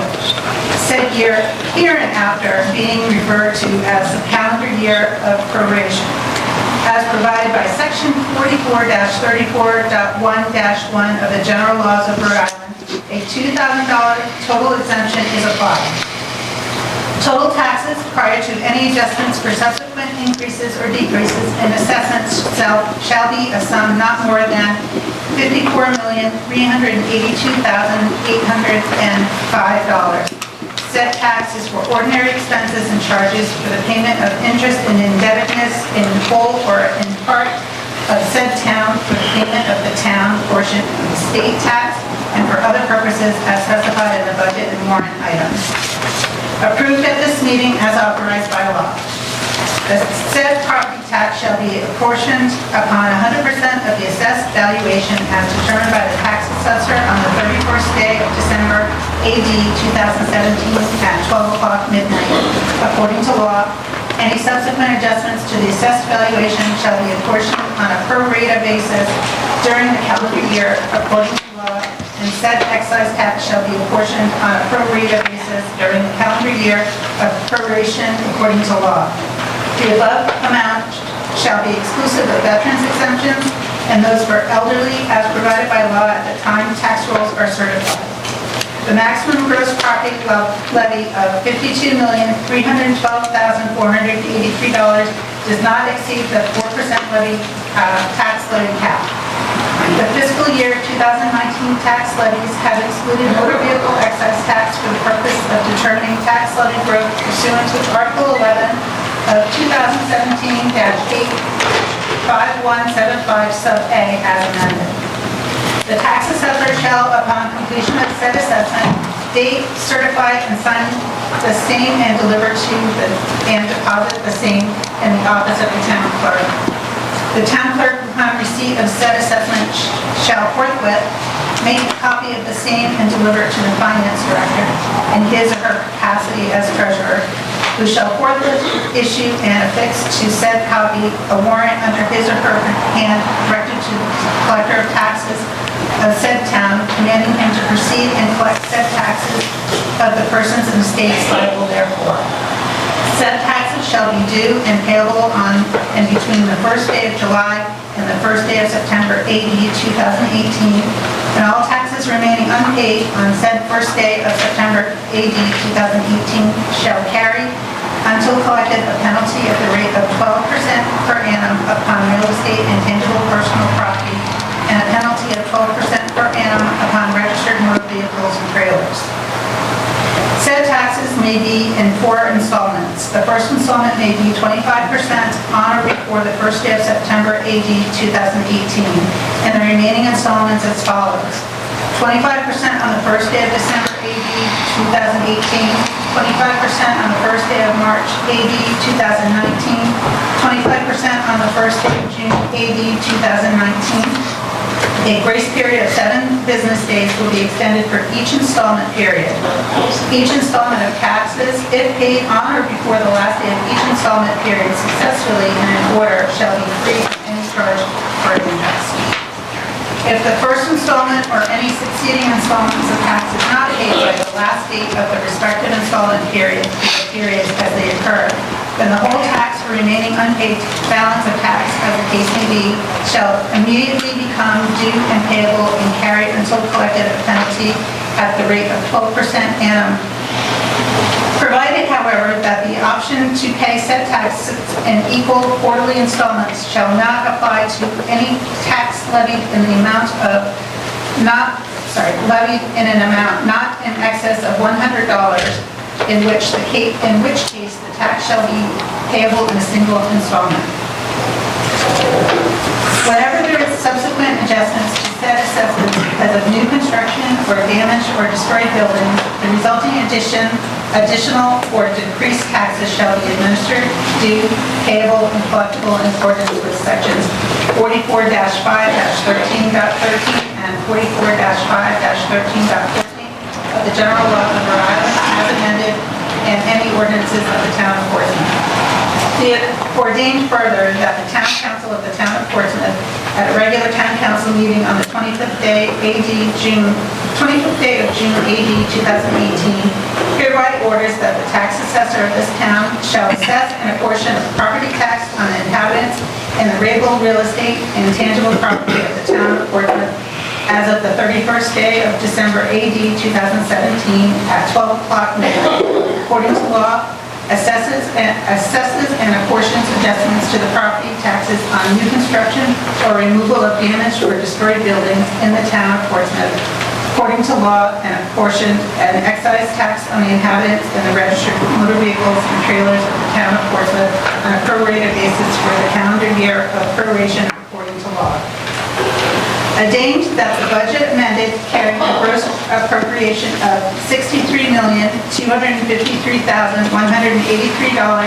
together with the following order and the accounting of reserves, state aid, federal aid, or other credits not specifically stated in the foregoing budget, that the town treasurer be directed to credit such funds to the department concerned, and such funds are hereby appropriated by the town council at a regular meeting on June 25th, 2018, for the use of the departments concerned, provided, however, that such receipts for the school department budget be accepted. Ordained that the town treasurer is authorized on behalf of the town of Portsmouth to issue notes in anticipation of the receipt of taxes levied in this fiscal year as authorized by Section 45-12-4 of the Rhode Island General Laws, 1956, as amended. The outstanding principal amount of which at any one time shall not exceed the amount permitted by Section 45-12-4 of the Rhode Island General Laws, 1956, as amended. The note shall be signed by the town treasurer in his or her capacity as Director of Finance and countersigned by the President of the Town Council. The note shall contain such terms, conditions, and details and bear such date or dates and mature at such time or times from their date of issuance as the town treasurer may be determined. Ordained that the books and accounts of all departments handling town funds be audited by the State Bureau of Audits or by an independent certified public accountant for the fiscal year beginning July 1, 2018. Ordained further that all monies collected by the town clerk and the tax collector be turned over to the town treasurer monthly or at a more frequent interval as accumulations may warrant. Gross appropriation, $63,253,183. Less school receipts, $4,190,058. Estimated less miscellaneous general, $4,906,445. Estimated fund receipts leading to be raised by taxes, $54,156,680. Less prior years and prorated, $1,195,000. Estimated collections plus uncollectible spread, $1,421,125. Estimated maximum tax levy, $54,382,805. Keith E. Hamilton, Town Council President. Very good. You can have a glass of water now. All right. Yes. On to new business number 1, discussion action, request a day dispensation to put an annual fundraiser garbage bag in a dumpster rather than pay-as-you-throw bags for April 18th, 2018. I don't see Chief here. They're asking essentially to not have to use pay-as-you-throw bags for their annual firemen's Prudence Island Volunteer Fire Department fundraiser. My personal thought is it's a slippery slope. Everybody will then start asking for free bags, and that we should not allow it. I will take any other comments or questions from the council. Hearing none, do I have a motion to deny the request? Motion to deny the request. Second. All those in favor? Aye. Opposed? Motion passes 6-1. New business number 3, since we already did number 2. Discussion and action, Portsmouth Water Fire District elections and dual office holding incompatible public offices. I put this on here for a couple of reasons. One, first, it's a concern that we have 4 individuals who are either on the school committee or on the town council, now on the water board. My main concern with that is that we don't have other people stepping up to take these positions. But as I read the charter, I consider the Portsmouth Water and Fire District Board to be a publicly held office. In our charter, in sections, I'm going to mess this up, 202 for the town council, and section, I think it's 702. Mr. President, I just want to point out that your agenda item is regarding 901 dual office holding. Yep, it is. But it actually states the agenda as Portsmouth Water and Fire District's dual office holding incompatible offices. It doesn't say 901. Mr. President, point of order. Mr. President, members of the council, John McDade, 65 Gormley Avenue. Since you have a counselor who is affected by this, I respectfully request that he recuse. Okay, appreciate that. Once we... The only issue with that, Mr. McDade, and I respect your opinion on that, we have to decide whether or not he is affected by this first. And we'll get there relatively quickly. The agenda item is dual office holding. Correct. But it hasn't been determined yet if he is dual office holding by the charter. My opinion is yes, but we haven't gotten there. So section 702 for the school department and section 202, and then also 901. So I will read 202 as far as the town council goes.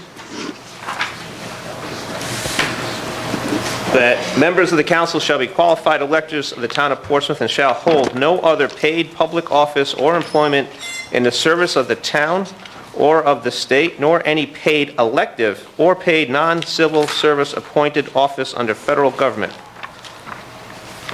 And then under 702, for the school department, it states again, members of the school committee shall be qualified electors of the town of Portsmouth. They shall hold no other elected office in the town or state, nor any paid public office or employment in the service of the town. And 901,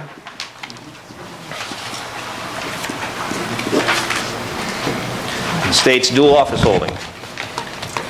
No person shall hold more than one elected or appointed office simultaneously in the town, state, or federal government, except as a notary public, justice of the peace, member of the National Guard, military reserve, or employment by any of the educational institutions maintained by the state, unless otherwise provided in this charter.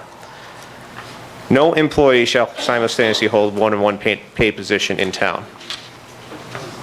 I've given my opinion. Mr. Gavin, you have put forth an opinion as well. No, I did not put an opinion. I just tried to give a legal framework for the council to consider the issues you put on. All right. I'll give my opinion again. The charter is clear in my mind. I am not a lawyer, but I see the water board as a publicly held office. This is a publicly held office, as is the school committee.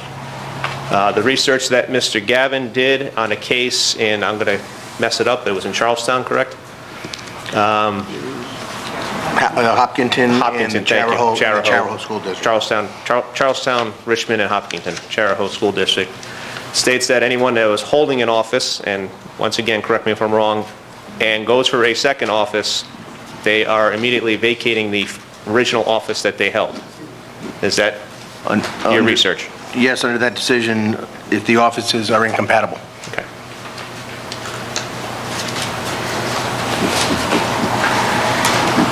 Since none of the council want to speak up, Mr. Driscoll, go for it.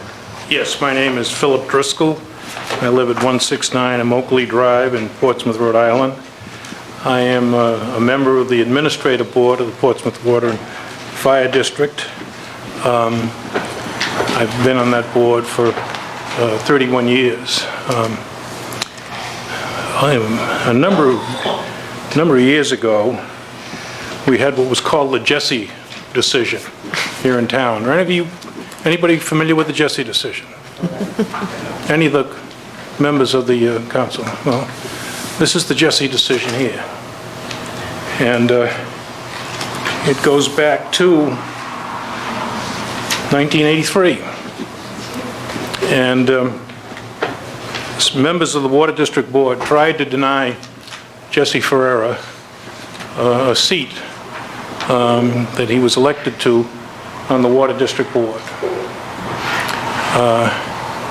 because he was in the legislature. He went and fought that and was successful. I don't know who paid his legal fees. In this case here, Mr. Gleason apparently is on the hook for his own legal fees. But he was seated on the board very, very quickly. That Jesse rule has been something that since I've been, well, not 100%, but I've been involved in this activity since 1976, but in about 1983, 84, it became known as the Jesse rule, which people said people could be on the water board, and they could also hold other town offices, okay? I have done that. Somebody can go and do the research. I have a piece of paper at home, but probably 4 or 5 times. I was the town sergeant when I was on the Water District Board, and nobody made any noise about that. I thought it somewhat fortuitous that this would arise tonight, because I understand that Judy Stavens was on it. Judy Stavens was I call her the author of Second Opinions. And when we had the sewer issue in town, we had a lawyer in town. It's a long story, but we had a lawyer in town named DeVideo. And he said DEM can force the town to put sewers in. Ms. Stavens very, very courageously and the recipient of some criticism, okay, said we should get a second opinion. She was ridiculed for that. She went and with Ms. Pedro, myself, quite clearly at the behest of William McGlynn, to go get a lawyer, get a second opinion, who said, no, DEM cannot force sewers, okay? She was once again ridiculed. Mr. Petros came down here, and Mr. Petros told DEM, no, you can't do it. Second opinion. DeVideo said they can force. Petros said no. Petros, in essence, prevailed. So before you go any farther in this particular issue, I would ask that you get a second opinion from a calm, measured, dispassionate expert in this matter. There's also a very, very difficult thing here, that if this should prevail and these 4 people should be denied and they select to stay in the town or the school committee offices, that the Water District would lose 4 out of 7 members and in effect would not have a quorum. That's a pretty serious thing, that the voters who thought that they were voting for people who were eligible, okay, in fact, were not voting for people who were eligible. There were people, I'm surprised nobody knows about the Jesse decision. Mr. Driscoll, let me ask you about the Jesse decision here. Let me ask you about the Jesse decision. He was in what office when he ran for the water board? He was in the legislature. Is the legislature covered under the home rule charter of the town of Portsmouth? Well, I always thought the legislature superseded the town government, okay? It says town, state, or federal. Okay. So before we act, okay, before we disenfranchise elected officials, okay, before we render inert or neuter the Portsmouth Water and Fire District, I would ask that we have a calm, measured, dispassionate review of this matter. We've already been down this road. In this left hand of mine here, there's documentation where the town of Portsmouth, to the tune of $145 million, sought bonding authority for sewers. They did not do their homework. There were hundreds of thousands of dollars, if not millions, spent after this, which I believe is 2007, okay, on this particular issue. That would have resulted in expenditures of $200,000 per resident in Island Park, Portsmouth Park, Common Fence Point, and Valhalla. It took almost 10 years for the Petros decision to be rendered. 10 years, think of that, okay?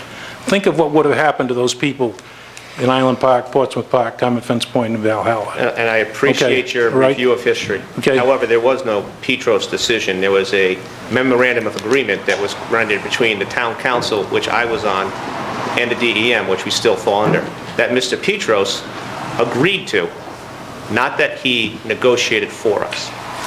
Well, so I understand your... When I use the word Petros decision, I say Petros's decision to say, okay, that the DEM could not force sewers down the throats of the town. That was his opinion, which still necessarily hasn't been decided yet. Well, let's see, the notice of violation was in... Is still in effect. It currently has a stay. Was in 2010. Here we are, 8 years later. People are spending $30,000, okay, on their parcels. I guess it's a matter of whether it's de facto or de jure. But let's get back to the mission at hand, the Jesse decision. Let's get some calm, measured, dispassionate people. I agree. Okay?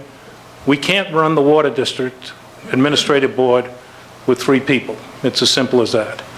I read some of the correspondence that you people have read, okay? Nobody has come to the Water District, okay, and said what the Water District does for the town, with the town, what conflicts of interest might exist. In fact, in 31 years on the Water District Board, I can never ever remember the Portsmouth Water and Fire District passing some sort of judgment on the town. The town, during the moratorium, on the other hand, tried its hand at the Water District unsuccessfully. So this is a time for caution, okay? We have a man who's been elected by the public. We have several people here who have been elected by the public. This situation of dual office holder has been going on for 20, 30 years, something like that. And now, all of a sudden, we say a man is going to get thrown off one board or the other? I don't think that's what democracy is all about. But I do, if my reading is correct, then you're saying it's okay for us to break the charter. Well, I've had one preliminary reading, okay, that says that this is this supersedes the town. Also, the wording uses T as I think, town, capital T. The Water District is not the town, okay? Is the Water District a public body? No. Is it a public body? Well, I think it is, but I... Okay, I think it is too. Okay. But you have, what, 20, 25 years worth of precedent? I understood. Okay. So I agree with you. We should get a second opinion and figure out whether or not they're breaking the town charter. Yep. So this is nothing against Mr. Gleason. This is just to iron it out. Hopefully, we'll ferret out some more people who want to run for offices. Somewhat fortuitous that it showed up, incident to Mr. No. Gleason's election. Has nothing to do with Mr. Gleason. You can read it any way you want. Somewhat fortuitous. Okay. Thank you. Thank you, Mr. Driscoll. You're welcome. Mr. Katzman? You want to...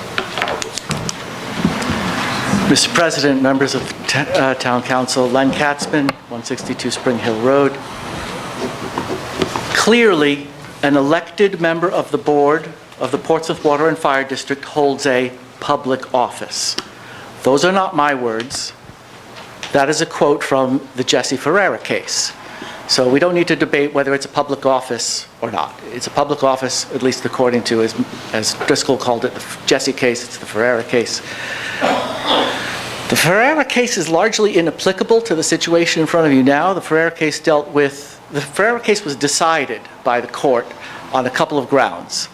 One of which was that the bylaws of the Portsmouth Water and Fire District prevented dual office holding, and the Ferrera Court held that the state charter that granted that created the Portsmouth Water and Fire District granted it the authority to adopt bylaws, quote, necessary and proper for the purposes of this act, which was providing water to residents within its district, and the court held that the bylaws preventing dual office holding exceeded the authority. So the bylaw provision of the Water and Fire District couldn't be enforced.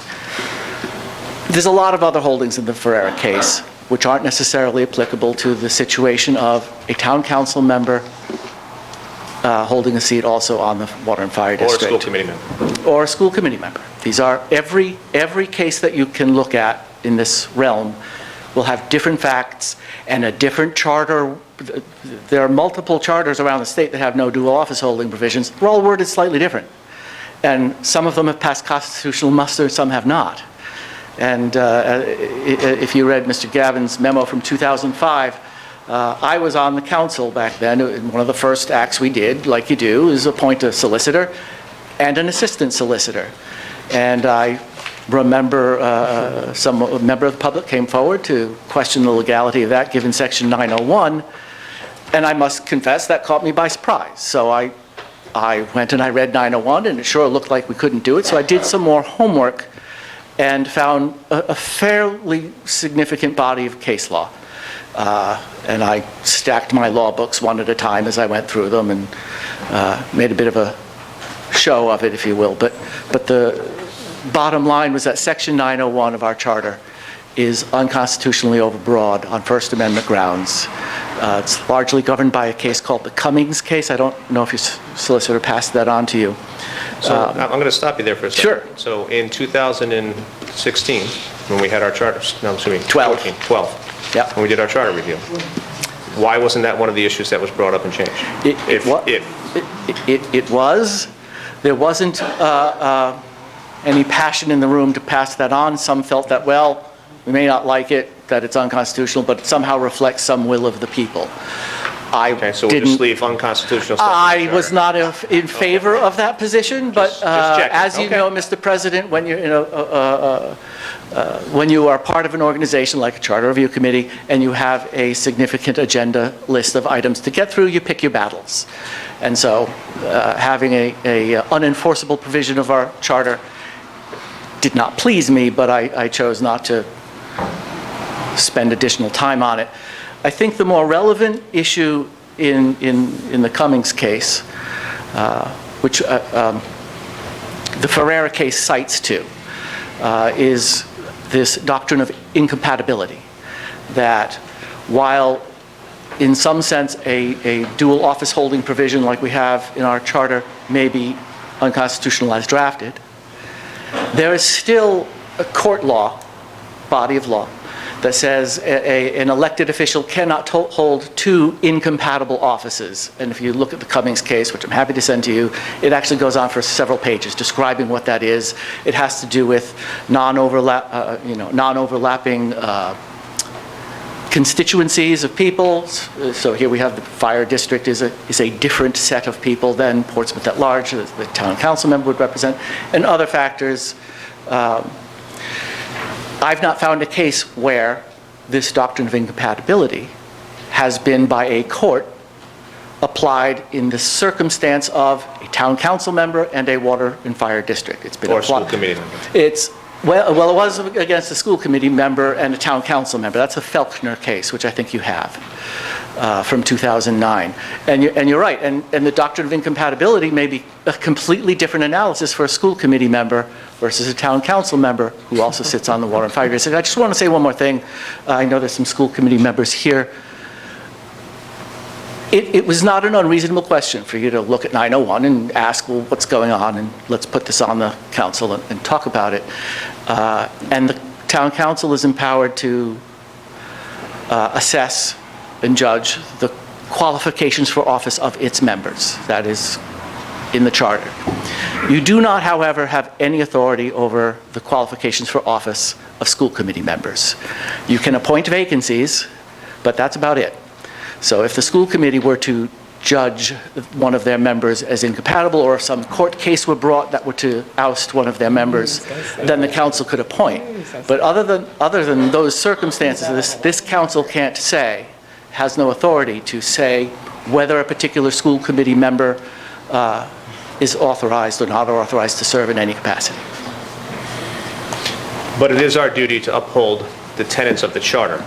And if one of the tenets of the charter is you cannot hold two simultaneous offices, then we should look into that and make sure we're doing things the right way. I don't disagree with you. Okay. You need to be careful on what actions you think you can take. You can raise questions. I'm not taking any actions I get that. So that, in my opinion, 901 is unenforceable. I don't recall if I'm completely consistent with your solicitor or not. 901 is unenforceable. It's unconstitutional. There are other considerations in terms of incompatibility, and I'll leave that for you to judge. I think you know, as Mr. Gleason also knows, that his politics and mine are not often in alignment.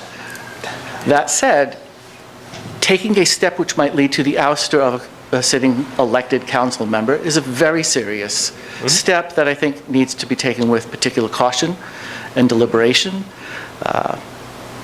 especially given that we're just about 4 months away from an election. You might even wait just a few days to see if Mr. Gleason's even running for office again. We don't know. We'll know soon. I'm sure you want me to. We're happy to have all challengers rise to the table. Democracy is a participatory sport. Speaking of trying to find people to run for office, I share the prior speaker's lament of how difficult it is to find people to run for office. So that was my lament. Yeah. So, that's what I have. Thank you. Appreciate that. Mr. Fitzmaurice. Oh, did you still want to add? Yes, Mr. Aguirre, I'm sorry. I've skipped him twice. Go ahead, you can stay there. It's not going to be... Yeah, Mr. Katzman actually touched base on a couple of the issues. I do agree. It's black and white with the sections of the charter about holding dual office. I guess the question is where do we go from here? We have definitely questions for the possibly charter review. It was mentioned that this was addressed in 2012, but no one really took action with it at that point. And there's been, Mr. Driscoll made some comments about, well, it's been going on for a long time. Well, maybe it has. You said you were living proof of it. But I think it's still a conflict of the charter. So moving forward, I think we need to address this somehow, whether through charter review, because we have issues where we've got conflicts with the charter. There was a determination where it says, and Mr. Gabby, you can correct me if I'm wrong or if I'm paraphrasing, it's potentially unconstitutional based on some prior court action. Section 901. That was limited to 901 and the assistant solicitor versus state senator. Right. So, I think that there's, maybe what we want to make sure is that our charter is not in conflict with the Constitution, but we need to make sure that, we don't eliminate some folks that are doing a good job, whether it's on the council, school committee, or water board. So I do think it's a valid question that the president has raised here, and I'm not quite sure how we move forward, but I kind of appreciate some of the discussion that's going on, because this is a sensitive topic for everyone on the council right now moving forward. Again, we've got the water board, we've got the school committee, and we've got the town council. They're all impacted by this. So I do think that we need to move forward cautiously, but try to get this resolved and figure out what's in the best interest of the town charter here as well. So, Mr. Fitzmaurice. Thank you, Mr. Aguirre. Thank you, Mr. President. I've looked at the town charter closely, and I see no part of the town charter that governs the the water and fire district. It's not a document that governs that organization. So I put that out as a point, because we're all deep. I believe you're correct. We're all deep It governs into. the members here, though. It governs the members of the board on the council. Yes. And it also governs the school committee, but we've just heard that if you can read between the lines, that the people on the school committee are not actually a subject to this action. So, because the school committee is not going to remove them from the school committee. So it's really aimed at Mr. Gleason.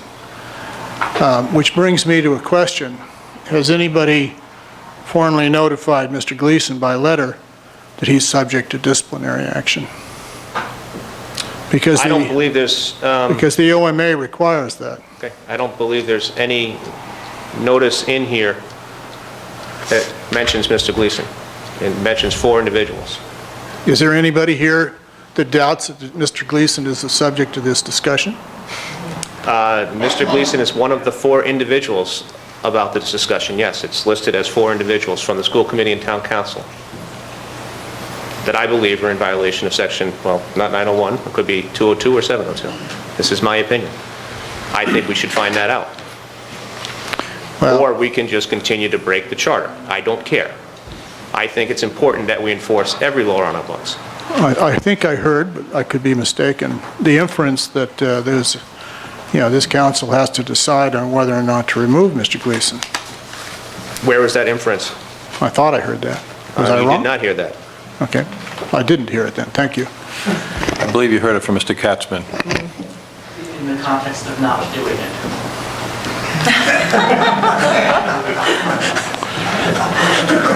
I won't attempt to dissect that. But at some point, when we decide that when this council decides they're going to try and remove Mr. Gleason from this council, he needs to be notified officially under the Open Meetings Act that he's the subject of a disciplinary action. And that's a requirement of the law, and all I need to do is quote about 2 or 3 cases to you, but some of them have to do with Portsmouth. Thank you. Thank you. Mr. Driscoll, one more quick point. It's somewhat of an observation. How did Mr. Ferrera's presence in the legislature and his presence at the Water District harm the people? I don't think Mr. Ferrera's presence in the legislature or the water board harmed the people. However, if there are, again... Just asking a question, that's all. No, I'm just going to give you my opinion. In this case, if there are people who have the ability to set tax rates on 2 different boards, that might be a conflict. If there is somebody who has the ability to help set a budget that raises the taxes on one individual or a group of individuals and has the ability to set a tax rate with another authority, that might be a conflict. These are the things that I'm looking at here locally. Didn't Mr. Ferrera have the ability to introduce legislation that might have adversely affected the Portsmouth Water and Fire District? He sure did. I think so. How in the past what situations would have been where a dual office holder would have adversely affected things? I'm not sure, Mr. Driscoll. I'm reading my opinion of the charter, and I think that there are violations. That's it, and I want an opinion on that. Did you read the Jesse... I don't care about the Jesse opinion, because that's got to do with the legislature, not our charter. I see. You've said that 3 times now. Now, how could Mr. Gleason adversely affect either body? I don't know. I see. You're a taxing... The Portsmouth Water and Fire District is a taxing authority. The Portsmouth Town Council is a taxing authority. Yeah. We're a customer of the Portsmouth Water and Fire District. You pay taxes to the town of Portsmouth. There's a lot of incompatibilities that I can see there. Me personally, I'm not a judge, jury, or an executioner. But I would like an opinion as to whether or not people on the school committee and the town council are breaking the town charter. Well, and in the 60 years of the existence of the Water District, can you name any instances where there was a problem? No. But that doesn't mean we shouldn't fix a problem before it happens. Well... I could think of instances where people didn't commit murder, but yet we put it on the books. Well, I suppose... Laws are laws. We should enforce the laws. We take an oath when we sign up every year to follow the Constitution of the United States, the state of Rhode Island, and our charter. Well, yes, we do. And I unfortunately am sorry that you can't see that. We should look and try and honor our charter. If that's your opinion, that's great. I'm not on a witch hunt for Mr. Gleason. I would certainly look for clarification. I would as well. I mean, this situation has been going on, and people have been getting elected since 1983, 84. Yep. Okay, and all of a sudden this emerges, like there's been some sort of problem in government, okay? There is a problem in government if we've been breaking the law of the charter. Period. That's it. I don't see how that's not black and white. Well, I understand that you like to think about conspiracies and who's trying to figure out what's doing what to whom, but this is plain black and white. you know, it's interesting when we follow the law. Right now, we have quite a spectacular situation going on in immigration right now. Nobody can figure out what the law is, okay? That's a whole nother craziness. But to raise this question without thinking out the implications of it and the effect that it would have on governance, the effect that it would have on people who voted in good faith, okay, is a very, very serious issue in my estimation. I agree with you 100%. And to quote Judy Stevens, we need a second opinion, a calm, measured, dispassionate opinion. Maybe we should go to court again, okay, in this thing here.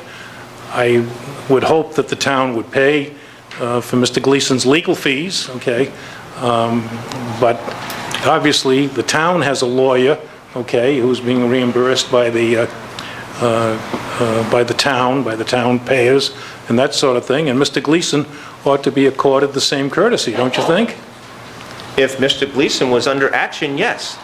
But that's not the agenda item that's on the agenda. Oh, I see. I thought it was Mr. Gleason. Is Mr. Gleason's name on this agenda item at all? No, but it arises incidents to his election. No. It came about because there's 4 people on the water board who are dual office holding, in my opinion. Well, then it would have come about years ago. Fine. We agree to disagree. Actually, I don't think you are disagreeing. You're both asking for clarity. Yes, we are. But, yes. Well, I think that the public should know. Yeah, okay. I think they should know as well. I thought it was solved in 1985. But you're citing a case law that doesn't direct our case law. The way the charter is phrased looks like it's in conflict with both the First Amendment and with the statute that Mr. Gavin quotes in his state statute that Mr. Gavin quotes in his brief. If that's the case, then something needs to change. Rhode Island General Law 17.1.1 subsection A, which Mr. Gavin puts in his would actually conflict with the way the charter is written.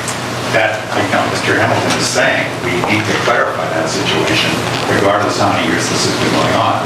Mr. Catherine said they were discussing this in the last charter review commission, and for whatever reason, they didn't know to decided not to act on this. You know, I agree with Mr. Hamilton. This ought to be clarified, and there seems to be a contradiction here.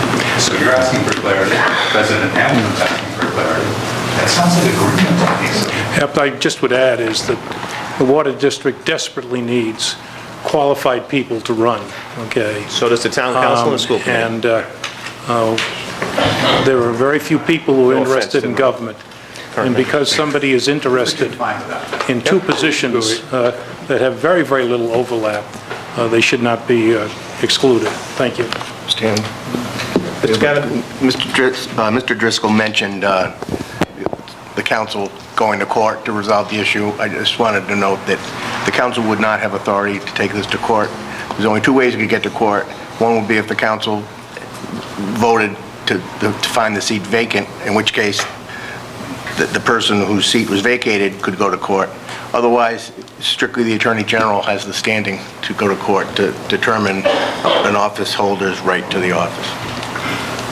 Could we go to the Attorney General and ask for their opinion as to our charter and how it reads in dual office holding? And get their opinion? Yeah, and it was 2009 that the Supreme Court weighed in, which is fairly recent. I mean, it would be either the charter or the common law or both. But town couldn't take it to court itself. You would have to ask the Attorney General to look into it. Mr. Roberts, thank you. Peter Roberts, 80 Amherst Avenue. I just believe that we should find legal help for this and figure it out, because this has been going on for a long time, all right? Which means it could have ended the charter, because there's statutes of limitations on everything. And how long has this been going on? By doing this and it not being handled by the end of an election and knowing that 2 people, I mean, one person is holding 2 positions, the legal staff in this town should have done something about it. When they didn't do it, there's laws about that. So you really need to find out about this, because you could really produce a lawsuit for this town that could be a lot of money, because you let it happen. Thank you. Mr. McDade. Thank you, Mr. President. John McDade, 65 Gormley Avenue. I find myself, for only the second time in 10 years, in agreement with Mr. Fitzmaurice. Just the second time? The second time. I bet yes. there's more. The town charter does not bear on the Portsmouth Water and Fire District for this reason. In all three places, in 202, 901, and 702, that it refers to elected offices. It refers specifically to town, state, and federal offices. At no point in the charter does it refer to quasi-municipal corporations, which is the legal status of the Portsmouth Water and Fire District. Therefore, none of the three prongs in any of those tests touch the Portsmouth Water and Fire District. How about the phrase, nor any other paid public office? Is the Portsmouth Water and Fire District a paid public office? Finish the sentence. Or employment in the service of the town? It's not in service of the town. Paid public office or in service. That's not an and or, that's an or. Or in service of the town. It's not in service of the town. If he was an employee of the water board, he would have a problem. Correct? He is an employee of the water board. No, the water board is not in service of the town. No. It is in service of the ratepayers of That's the right. water district. That's right. Which is not a non-overlapping circle of That's membership with the town. That's right, because not everyone is in the district. That's correct. Yeah. So the ratepayers are the constituency. Right. Is not the town. That's why it's a district. It's a district. Yeah. Okay. We will get a legal opinion that says so either way. And that's what the, However, the second prong of the Felkner decision, the mutual incompatibility test, would still apply, irregardless of any ruling on the charter implications. Yes, defer. Yes, Fred Purvis, 271 Sprague Street. I would have said some of what John just said, but basically, in my particular case, I was originally asked to be, I was appointed to the school board initially, and I've now served roughly 6 years. I don't remember the sequence, but I was also asked to be a member of the Portsmouth Water and Fire District when a vacancy occurred there. But since then, in whatever elections have come up, except for the last one that just occurred with the Water and Fire District, we've rarely had anybody willing to run for these offices. I happen to be a CPA, so I personally feel like I contribute a fair amount to both organizations, and I enjoy doing it most of the time.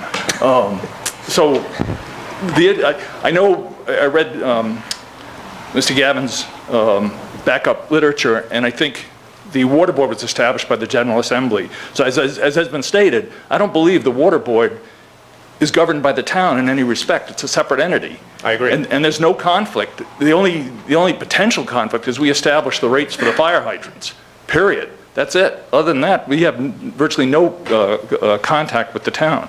So under this doctrine of incompatibility, I don't see any issue there. So my personal feeling is there's no conflict, and I just as soon stay on both organizations. So I can speak, and I enjoy working with my colleagues, the others that are affected, or under the scrutiny of this provision as well. Ms. Fiore? As Mr. Shears tried to cut in front of you there. I should have let him go. Ann Fiore, 290 Frank College Ave. Sorry to read this, and put the glasses on, best I can do. If you notice on the Portsmouth Water and Fire District, it also clearly states, although the Portsmouth Water and Fire District is not affiliated legally or administratively with the town of Portsmouth government, the district and town work cooperatively to best serve constituents. That does not say, it clearly states that they administratively and legally are not affiliated. I think that that's an important thing to consider when looking at this, because anytime you have people in a community, there's going to be conflicts of interest.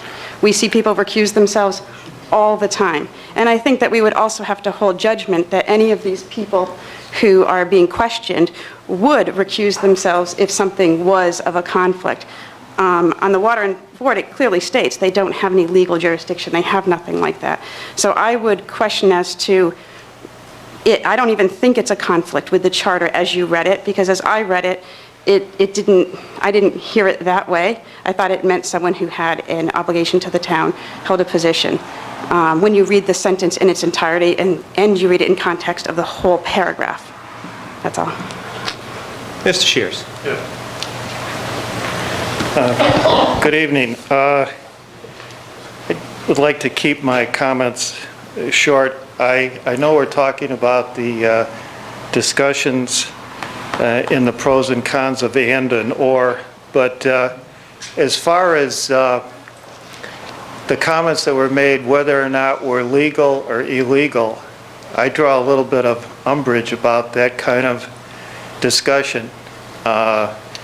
I tried several times to be on the school board, and finally, one of the times that was very nice, the town council allowed me to take somebody else's position. I also have been now on the water board for approximately 3 years in the position every day as the treasurer, signing checks where as an average, just alone the water bill each month is maybe $180,000 to $220,000, and signing my name to it. And so I would like to say that I'm a little disappointed in the fact that this is being brought up, because I've put my time into being on these commissions, and certainly I've been on the charter review for the last 2 times that we've had it.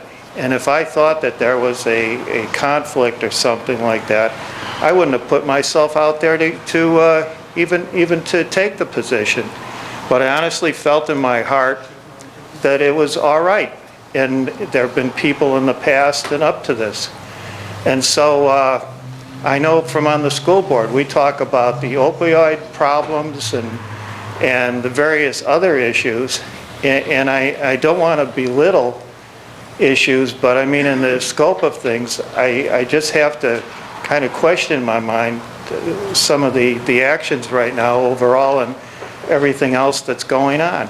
So, like I say, I'm a big boy. I'm going to be able to walk home and all that, but I'm a little bit affected, a little bit hurt by this, because, just trying to, do your best in the position for the town. And I can say to everybody here, I thank you for putting me on the school board initially, because it's been very rewarding to dealing with the children the last few years.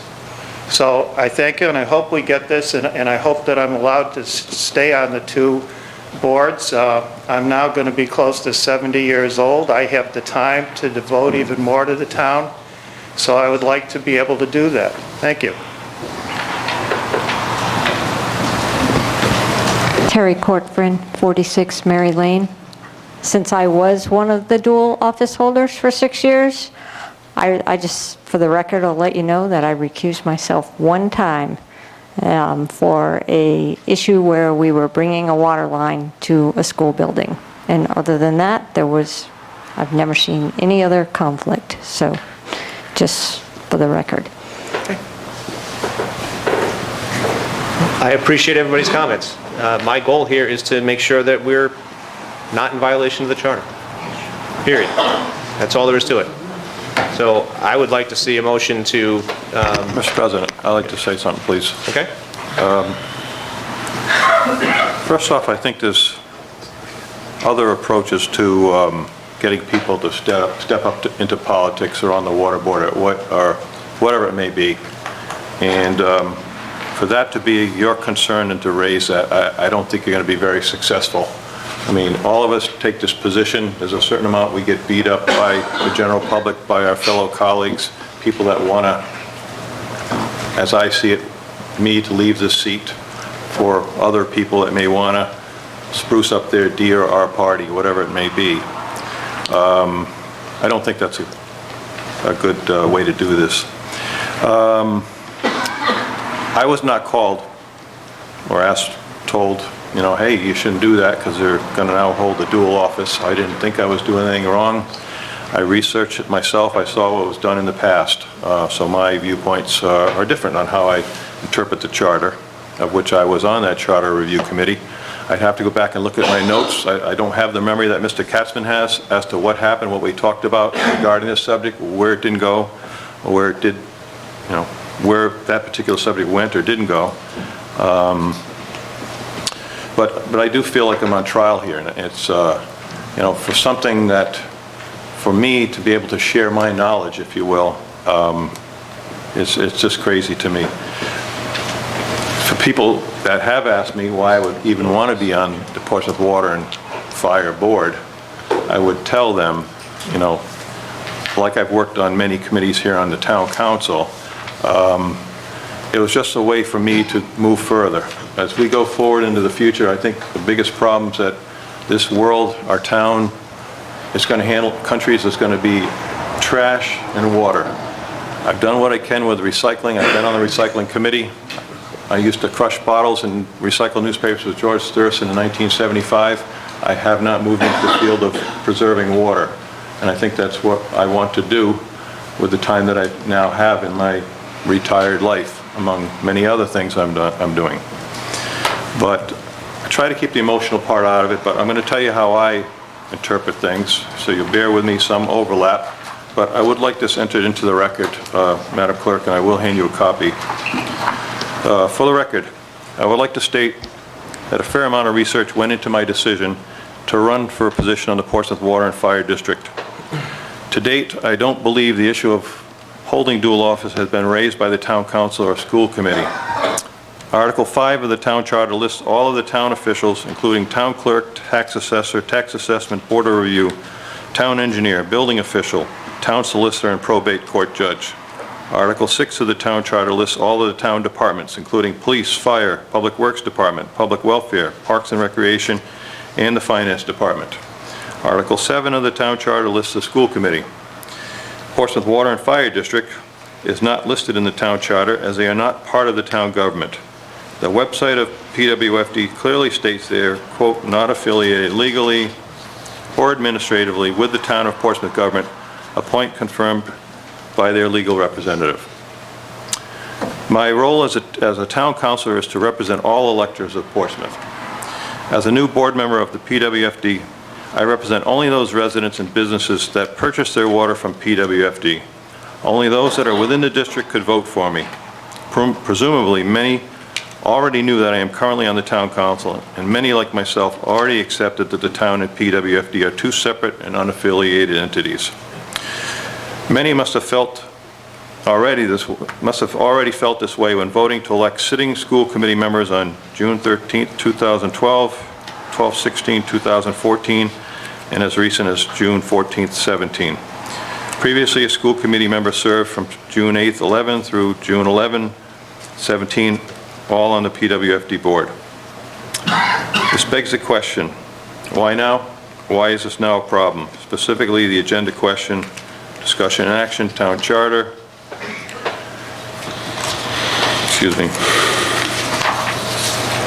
Section 901, dual office holding, as submitted by Town Council President Hamilton. Currently holding the elected position of the Town Council, the governing body of the Portsmouth, Rhode Island. I am a newly elected tax assessor for PWFD, which is a quasi-municipal government agency created in 1952 by Act of the Rhode Island General Assembly. Definition of a quasi-municipal corporation is a public entity created by law to deliver limited public service. Not unlike the Portsmouth Free Library or the Portsmouth Housing Authority, all provide a service to some of the residents, but none are Portsmouth government-affiliated departments. In summary, all four of us accused of dual office holding clearly hold one position in local town government and one with a quasi-municipal self-supporting business located in Portsmouth. PWFD own their own properties, buildings, pipelines, and fire hydrants, which the town rents for a price set by PWFD, an item not negotiated by the Portsmouth Town Council. In fact, many may not know that Portsmouth Water and Fire Department is building a new pump station on Union Street, and will be going before the town zoning and planning boards just like any other business would have to. Additionally, I would like to mention the town canvass's role in reviewing the nomination papers of Portsmouth Water and Fire Department candidates. She provides this service as a courtesy and then sends the bill to Portsmouth Water and Fire Department District upon completion. Another indicated that PWFD is not a town body. In fact, my nomination papers were signed by the town canvasser as well as the town administrator and 2 town councilors, all who must have considered this to be a position not affiliated with the town government. In my opinion, a clear conflict would be to hold town council and school committee seats at the same time, or to be on the town council and attempt to be the town administrator. If the solicitor and/or the town council president thought that I or the other school committee members were in violation of Section 901, why didn't at least one of them contact us, me, one of them, before this meeting or in the past? End of the record. I think you've said some of that. You think that the charter is not, you've interpreted the charter one way, I've interpreted another. I would say it's gray in that area, okay? So that being the case, I would like to make a motion that the next Charter Review Committee, if they choose to do so, provides language in Charter Section 901 stating the Portsmouth Town Council and school committee members cannot serve on the board of Portsmouth Water and Fire District. And I would ask respectfully for a second. I'll second that for discussion. If that's truly what you want, there's a solution to your problem.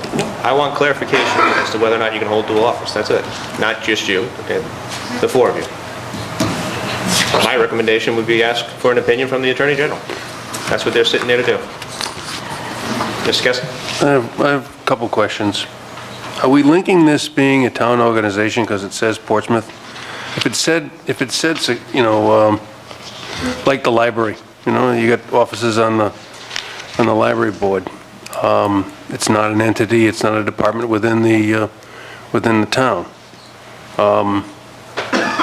It does use an election system. It doesn't use, as far as I can see, it doesn't use the same criteria we use at the state. So I really don't believe this is a town department, town budget, or a town position as it currently is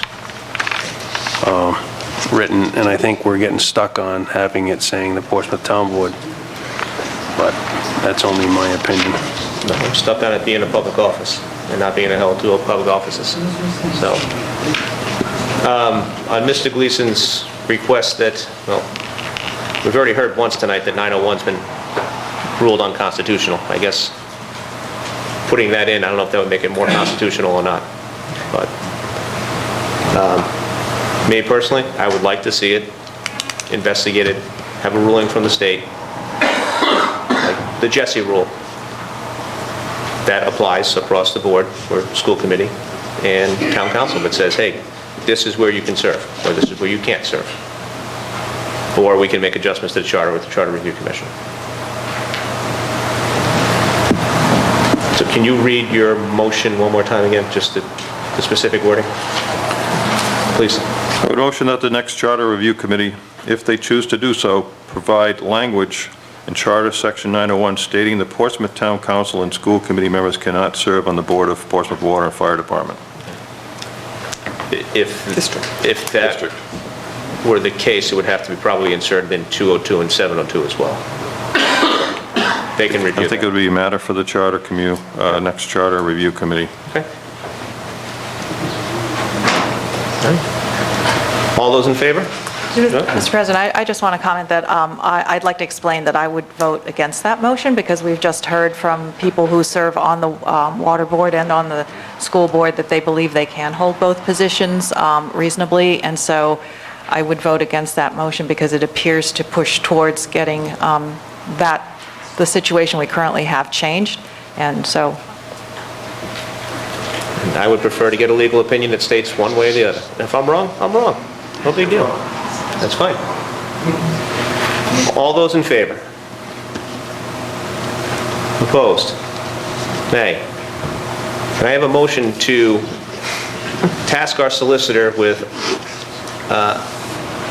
requesting an opinion from the Attorney General as to what dual office holding means within our town charter and whether or not serving on both the Portsmouth Water and Fire District and/or the Portsmouth School Committee and Portsmouth Town Council are allowable. I just have a question. Is it, Mr. Gavin, is it a question that goes to the AG or to the Board of Elections? Attorney General.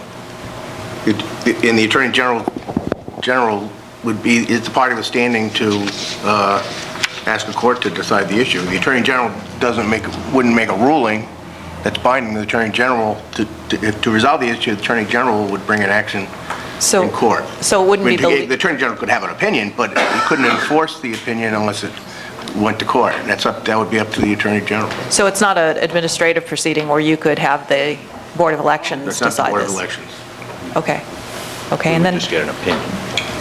We would get an opinion from the courts as directed to request the Attorney General. If the Attorney General felt the question warranted going to court, he would go to court and ask the court to decide. Or they could administer their own opinion and say, no, you're good.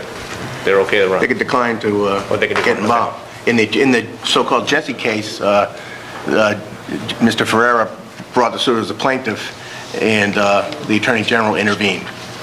The court wouldn't hear it unless, the only two ways it could be heard is if Mr. Gleason's seat were to be declared vacant, and he could bring an action and ask the court to decide, or if he's on the board and the Attorney General, or on the council, and the Attorney General felt that he shouldn't be, the Attorney General could decide to go to court or not, to have the court determine the right to hold the office. Would they only examine the narrow question of whether they can be dual office holders, or would they also consider whether they can be dual office holders but recuse themselves on the, occasion that... I think recusal under the Ethics Code is an entirely different issue than holding simultaneous incompatible offices. It's not a question of whether you have a conflict in a particular sense. It's a question of whether there's any potential that the duties could clash. Not wait for there to be a conflict and then recuse yourself. If the two offices have the potential to have conflicting or clashing duties, then as I read the Felkner case and the Cummings case, then the court makes the determination that they're incompatible offices. And if they're incompatible offices, the person automatically resigns from the earlier acquired office. That's the law. And just one other quick question. I know. So I assume that there's an attorney representing the Water Board and an attorney representing the school committee that would have examined this. Do we know what the lawyers representing those two other bodies would say? To the Water Board, I can say that, and Dave, well, he can comment for himself, but basically we look at whether there's any conflict from our end, from the Portsmouth Water and Fire District, and the answer is none. The other way around, I don't think... Well, they're looking at the same law, so I would assume that you would... Well, I don't think I'll let Dave speak for him. My quick question is the timeliness of this. If you're going to ask the Attorney General, we've got the elections coming up, and candidates, making application or not for election, how are they all affected, particularly with the school committee being a 4-year term if they're elected? So, what would you do if the Attorney General said, yes, there's a conflict, which I don't expect to happen, but what would that do to people that are running for office in November? Right. Then we amend the charter. Well, no, I mean, the enforcement part is not something, I mean, if we just kept doing what we're doing through the election, there's not an enforcement potential? Is there litigation potential? Like, what do we risk by not asking for an opinion? Risk by not asking for an opinion? Correct. I mean, it's up to the council if it wants. It risks that there be, as Keith would say, that risk allowing a situation that some people feel is a violation of the charter to go forward. By enforcement, the enforcement would be the Attorney General filing a petition in court asking the court to decide. Good evening. David J. Fox on behalf of the Portsmouth Water and Fire District. Just to get it out, we don't feel like we necessarily have a dog in this fight, if you will, based on the court opinion. If there was a decision that the offices were incompatible, then they would lose their seat, if you will, with their current town council or school committee positions because they were recently elected. As soon as they were elected, then they'd lose those positions. With that being said, I certainly do not think that the charter provisions says what some of you all are saying, that it's black and white. I think it's clear that you have to be part of the town. Portsmouth Water Fire District clearly is not. So I don't think the charter provision is relevant here. Whether or not it's relevant for other issues between town council and school committee, whole different conversation. With regard to the incompatibility, again, we don't think it's incompatibility issues. If it was so inherent where everywhere you turned, you might have an issue with the town and fighting against, that's not the case here. You've heard some of the members speak to the one-time recusal in 6 years. It's not incompatible. It's not the possibility of a conflict, in our opinion. It's that the conflicts are so inherent that you can't escape them, and you're constantly having to recuse yourself, and that we don't believe is the case. So again, with that being said, you have your opinions from able counsel. We do not consider we necessarily have a dog in this fight, but are certainly interested in the outcome. But when these people have been applying to run for office, We never thought it was an issue. And that was your legal opinion? We've never thought it was an issue. We haven't necessarily come to us and asked us for legal opinions that we've had to put out. We've never considered it to be an issue. But as a legal counsel, you would have stopped a person from running if you felt that they didn't qualify, would you not? I wouldn't necessarily go that far, because if they applied for our position, then they became a board member of the Portsmouth Water and Fire District. There wasn't an issue. We don't have, as we talked about the Jesse Ferreira case, they attempted to pass a bylaw. They said, no, you can't do that. Right. I think procedurally, that's a different case, because they're talking about going beyond the bylaws. But, I mean, aside from that, I'm just saying that when people apply to run as candidates... We don't see it as an issue on the Portsmouth Water and Fire District. Because you simply don't do that analysis. That's what you mean. Because it doesn't stop them from sitting on the Portsmouth Water and Fire District. Okay. I'm just trying to determine whether you're actually making a substantive legal decision or whether you're just saying procedurally you've never considered it. Well, first of all, we sit as the Portsmouth Water and Fire District attorney, not their individual attorneys. Correct. Where they have to make decisions on which board they may want to sit on. We've said it is not an issue for the Portsmouth Water and Fire District. We've maintained that position. Okay. I hope I'm answering your question. Well, I guess I'm just wondering if there was someone who was like from another town who ran for the Portsmouth Water Board, or if they didn't meet you must have criteria for running for the board. Correct. And do you? You have to live in the district to start. So if you saw that a candidate did not meet one of the criteria, would you ever say anything, or would you simply wait to be asked? I guess I'm wondering if you ever I think we would try to get out in front of it if we saw an issue. Right. Yes, we would get out in front of it, if that's the question. But again, I just want to make sure you understand that when they come to apply to be when they run for an election, the Portsmouth Water and Fire District, it's not an issue if they become a member. They're not inherently unqualified because they happen to hold another office. Okay. I just want to make sure that's clear. Thank you.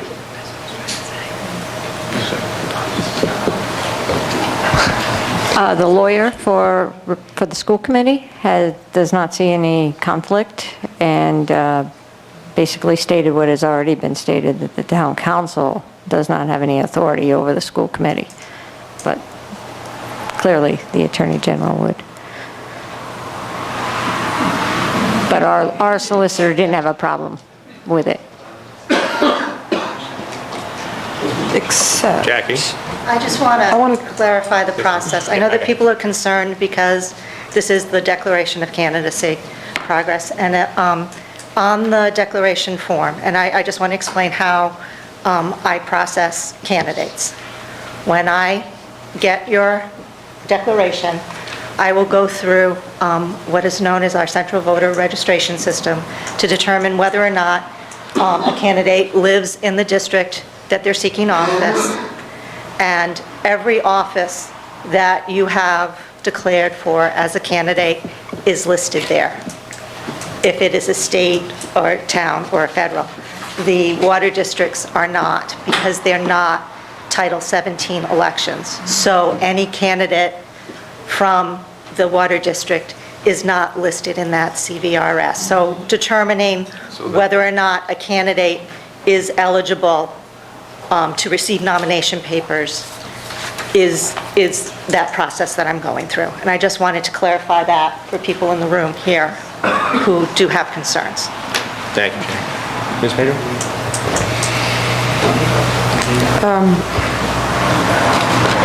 Well, I was just thinking about when Ms. Courtney was up and said the council has no authority over the school committee. I was just thinking about previous conversation about what Mr. Gavin said, that the AG could take it to court and make the ruling. Is that what you said?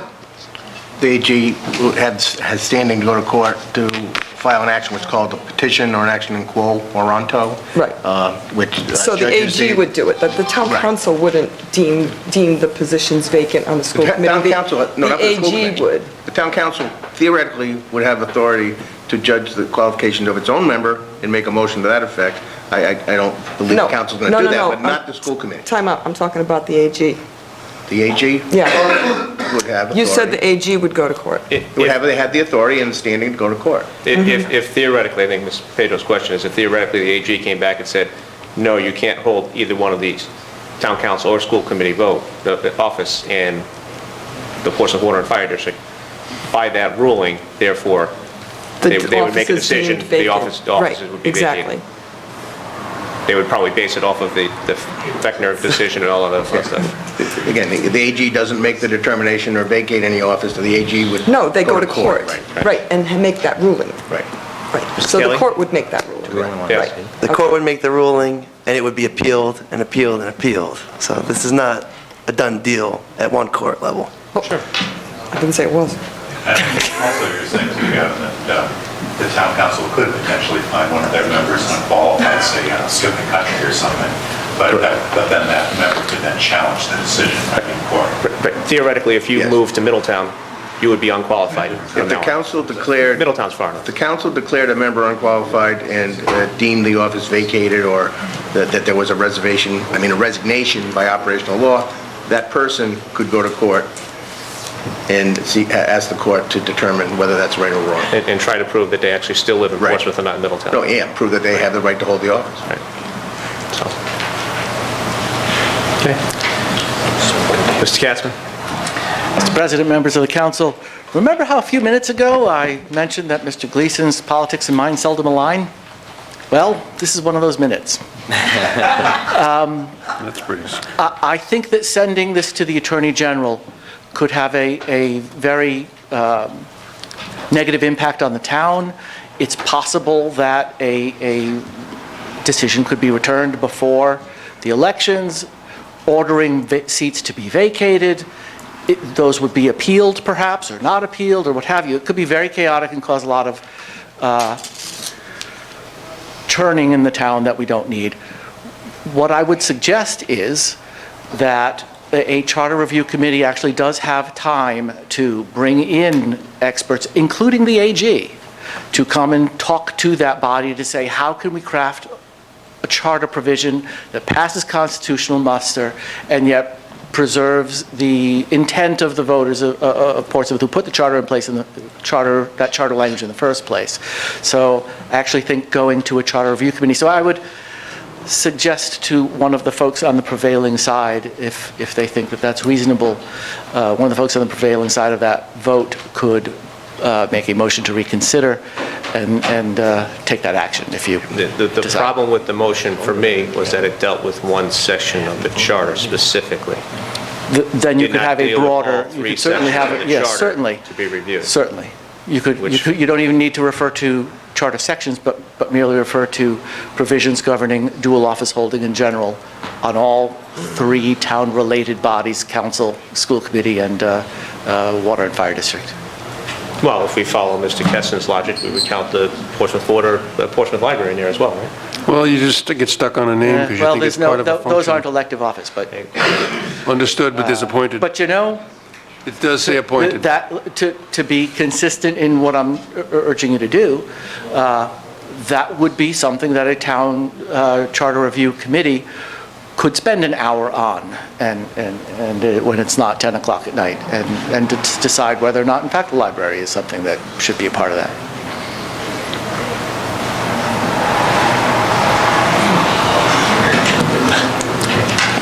Andrew Kelly, 33 Pine Street.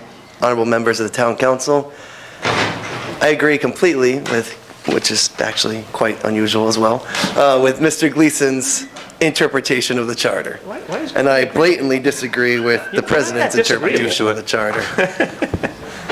President Hamilton, I have a question for you. Are you currently serving on the board of Babe Ruth, Portsmouth Youth Baseball, or the Bay Sox?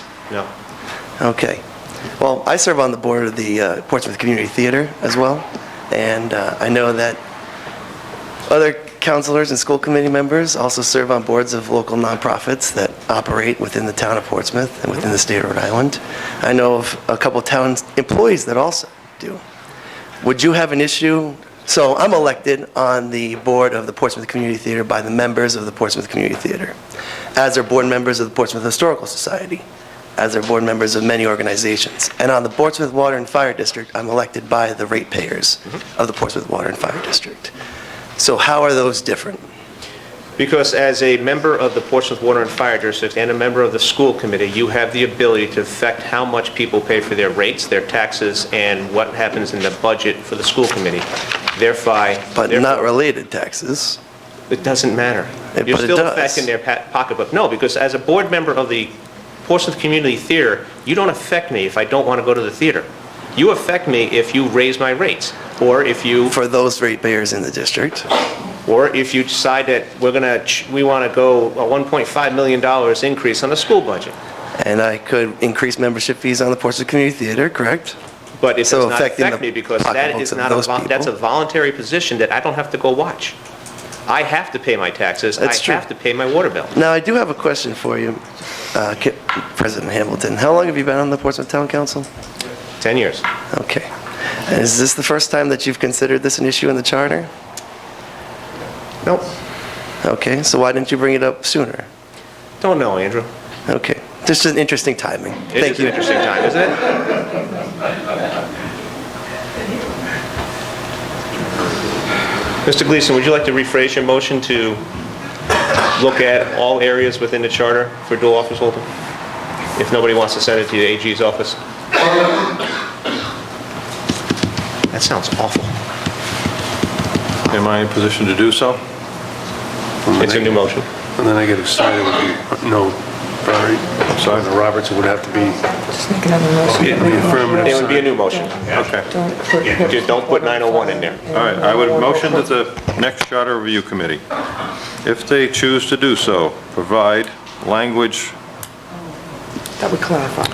which would clarify the roles of Portsmouth Town Council and school committee members as to whether they can or cannot serve on the board of Portsmouth Water and Fire District.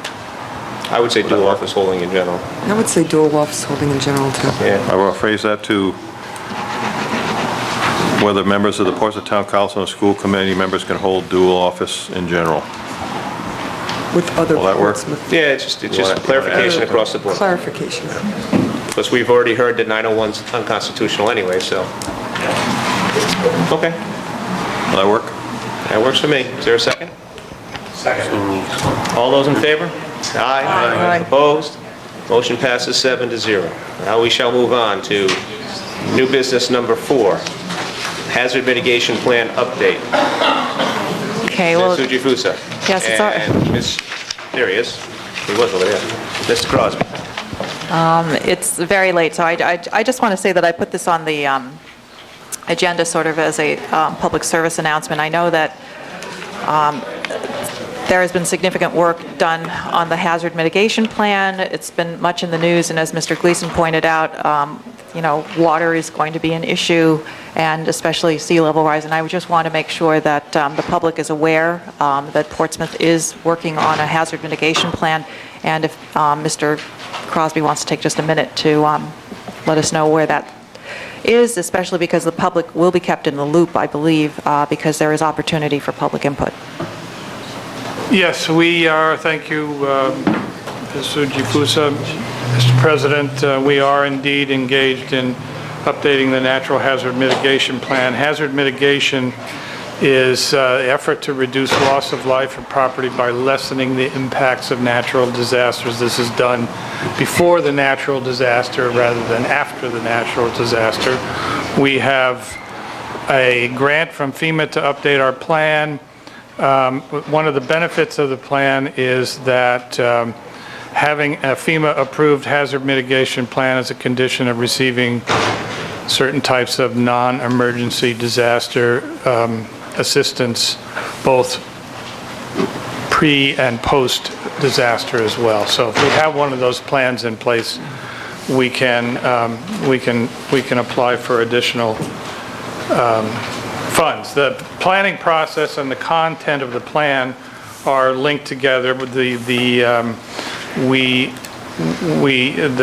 process is such that you go through a risk assessment process. You identify the natural hazards that are important to us here, the risks, we estimate the potential frequency, magnitude of disaster. Obviously, we wouldn't be as much concerned with wildfire as we are with storm surge and hurricanes and so forth. So we rank the natural hazards with their importance to the impact of the community. We go through and identify vulnerable populations and infrastructure and assess the potential losses of life and property from each of the natural hazards.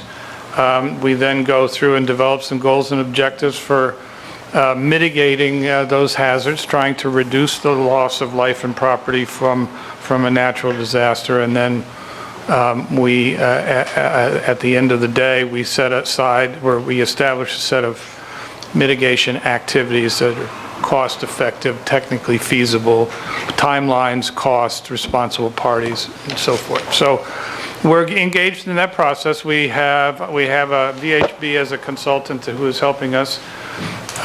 We have formed a working group. Brian Woodhead, Chief Lee, Chief Cranston, John King, the building inspector, Gareth Ames, Mike, and myself have had 4 or 5 meetings now, working with the consultant to work our way through this planning process. We are nearly done. We intend to have a draft to publish for public comment in the next couple of weeks. It will come to, so it'll be out for public comment, for your comment, reading, and so forth, and public comment until probably late July, either late July, last meeting in July, early August. That's at your prerogative, and when you want to hold the town council public hearing on the subject. There will be a public hearing. The plan, then we go then and take the discussion from the public hearing and edit the plan, so forth. Based on that, it goes to REMA and FEMA for approval. They have a checklist. They go through their process. Generally speaking, it's turned around fairly quickly. When I wrote the last natural hazard mitigation plan, it took forever to get approved by FEMA, but they've improved their review processes, and one of the reasons why we hired a consultant is they know precisely what FEMA wants to see in the plan. So they generally get turned around quite quickly. So then it will come back to town council for formal adoption and a signed resolution. I would say September timeframe, September, early October, and we'll be done. Anybody have any questions for Gary on the hazard mitigation plan? Thank you, sir. And now, new business number 5. And Ms. McKay, you got a question on it? No. You sure? No. I cut you off before you got halfway up there. The Illicit Discharge Detection and Elimination Inspection Program, IDDE, for those who like acronyms. Mr. Ryan. I just put this on the agenda just because it's been an interesting evening. I've had a crash course in accounting and constitutional law, and trying to read through the report that Mr. Crosby put on the town website. I'm realizing I know nothing about engineering, but it's an impressive document, and I just want to draw attention to it, and I would encourage people, if they have a lot of time and they have a really smart friend who can explain things to them, to actually go through this. I don't know if people remember, but about 30 years ago, the largest single outbreak of hepatitis A in New York's history was traced to a shipment of mussels that came from Mount Hope Bay. there were a number of fatalities due to this. So the issues that are being addressed here in the IDD are not trivial. This is a very serious business. This is life and death for some people. And the amount of work that had to be done just to determine what's going into the bay from two parts of Portsmouth, not even the entire town, I find absolutely mind-boggling. These little robots crawling up pipes. And this town is almost 300 years old. There's a lot of pipes down there that are incredibly ancient. And the pictures that you can see in this report show exactly how badly they've weathered. And again, we are mitigating what's going into the groundwater, into the bay, but clearly there's more work to be done. And I think it behooves us to try to consider, exactly how we're going to get this work done and what kind of resources we can avail ourselves of in order to get it done. I don't know if you had any thoughts on what future directions in this, Gary. Well, I can step back a little bit and talk about the origins of how this particular IDDE program. We have been doing illicit discharge detection for many, many years as a requirement for us to maintain our Phase 2 stormwater permit. So we've been out there doing that, mapping systems, sampling outfalls and so forth for quite some time. This particular batch of work that we're doing here has its origins all the way back to the memorandum of agreement that Mr. Driscoll and Council President Hamilton mentioned in an earlier discussion. We were, as part of that agreement, we were required to submit a scope of work and a schedule for the investigation and elimination of illicit discharges to storm drains in Portsmouth Park and Island Park. It's very specific. We were required to, the plan that we were required to submit was subject to DEM review, modification, and approval, and then on approval by DEM, we went through, we were required to implement this process. So the process of going through and adopting an on-site wastewater management plan and the ordinance to accompany it was the mechanism for which we submitted this plan to DEM. So in adopting this plan, we agreed that we would go through this particular rather narrow bit of illicit discharge detection. We had a scope of work that we sent to, worked out with DEM. DEM was interested in fine-tuning there's a lot of literature about illicit discharge detection, how you go about it, the kinds of techniques and methodologies that you use. And DEM was really, in this process, they were interested in having us try some new and interesting things so that they could use whatever they could learn from us doing this to advise other communities on how to go about it. So that was, at that point in time, it was our intention, when we signed this, it was our intention for me to do the field work as we've done in the past. We had money in the budget to buy equipment and pay lab fees and so forth, and so we were obligated to do this. At that time, Island Waters came along when they were beginning their talks about AIPC came along when they were beginning to talk about the Island Waters project, and the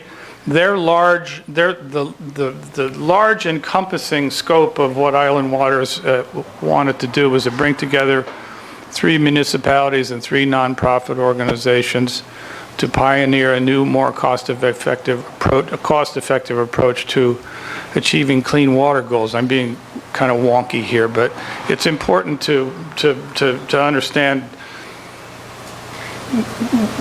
where and why we're doing this. So the AIPC came to us and said, do you have anything that is going on in town that of a technical nature that that we could use this to include in this grant. And I said, well, yeah, as a matter of fact, I do. I have this work that I'm obligated to do by the MOA, and so we worked our way through it. We sat down with DEM to see if they were interested in the scope of work for doing this. We talked to EPA to see if it was possible under the provisions of the grant for us to do this. And so essentially, it was work that we had to complete, and so we folded it into the Island Waters effort, along with a number of other things. But so when Island Waters when the Island Waters application came along, and I'm running long, I'm sorry, but the idea was to develop, demonstrate, and assess innovative approaches to illicit discharge detection and elimination. This was, and to use Portsmouth as a case study, to use it as an effort to test out some of these new techniques. The benefit to Island Waters, of course, was this report. This is the transferable technology. This is one of the deliverables for the Island Waters project. They're done essentially with this. For the benefit to us is that it was data to fulfill our collection that was to fill our obligations to DEM that didn't cost us a dime to do. So they put out, AIPC put out an RFP. The consultant will assist the project team in the town of Portsmouth in completing an innovative demonstration project. We did. Fuss and O'Neill was hired.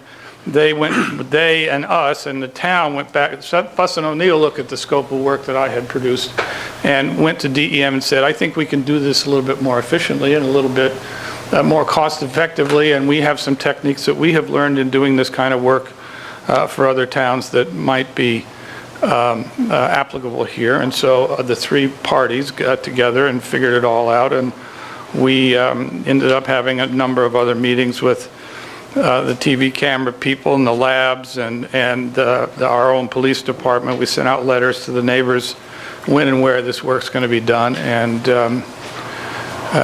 completed the work.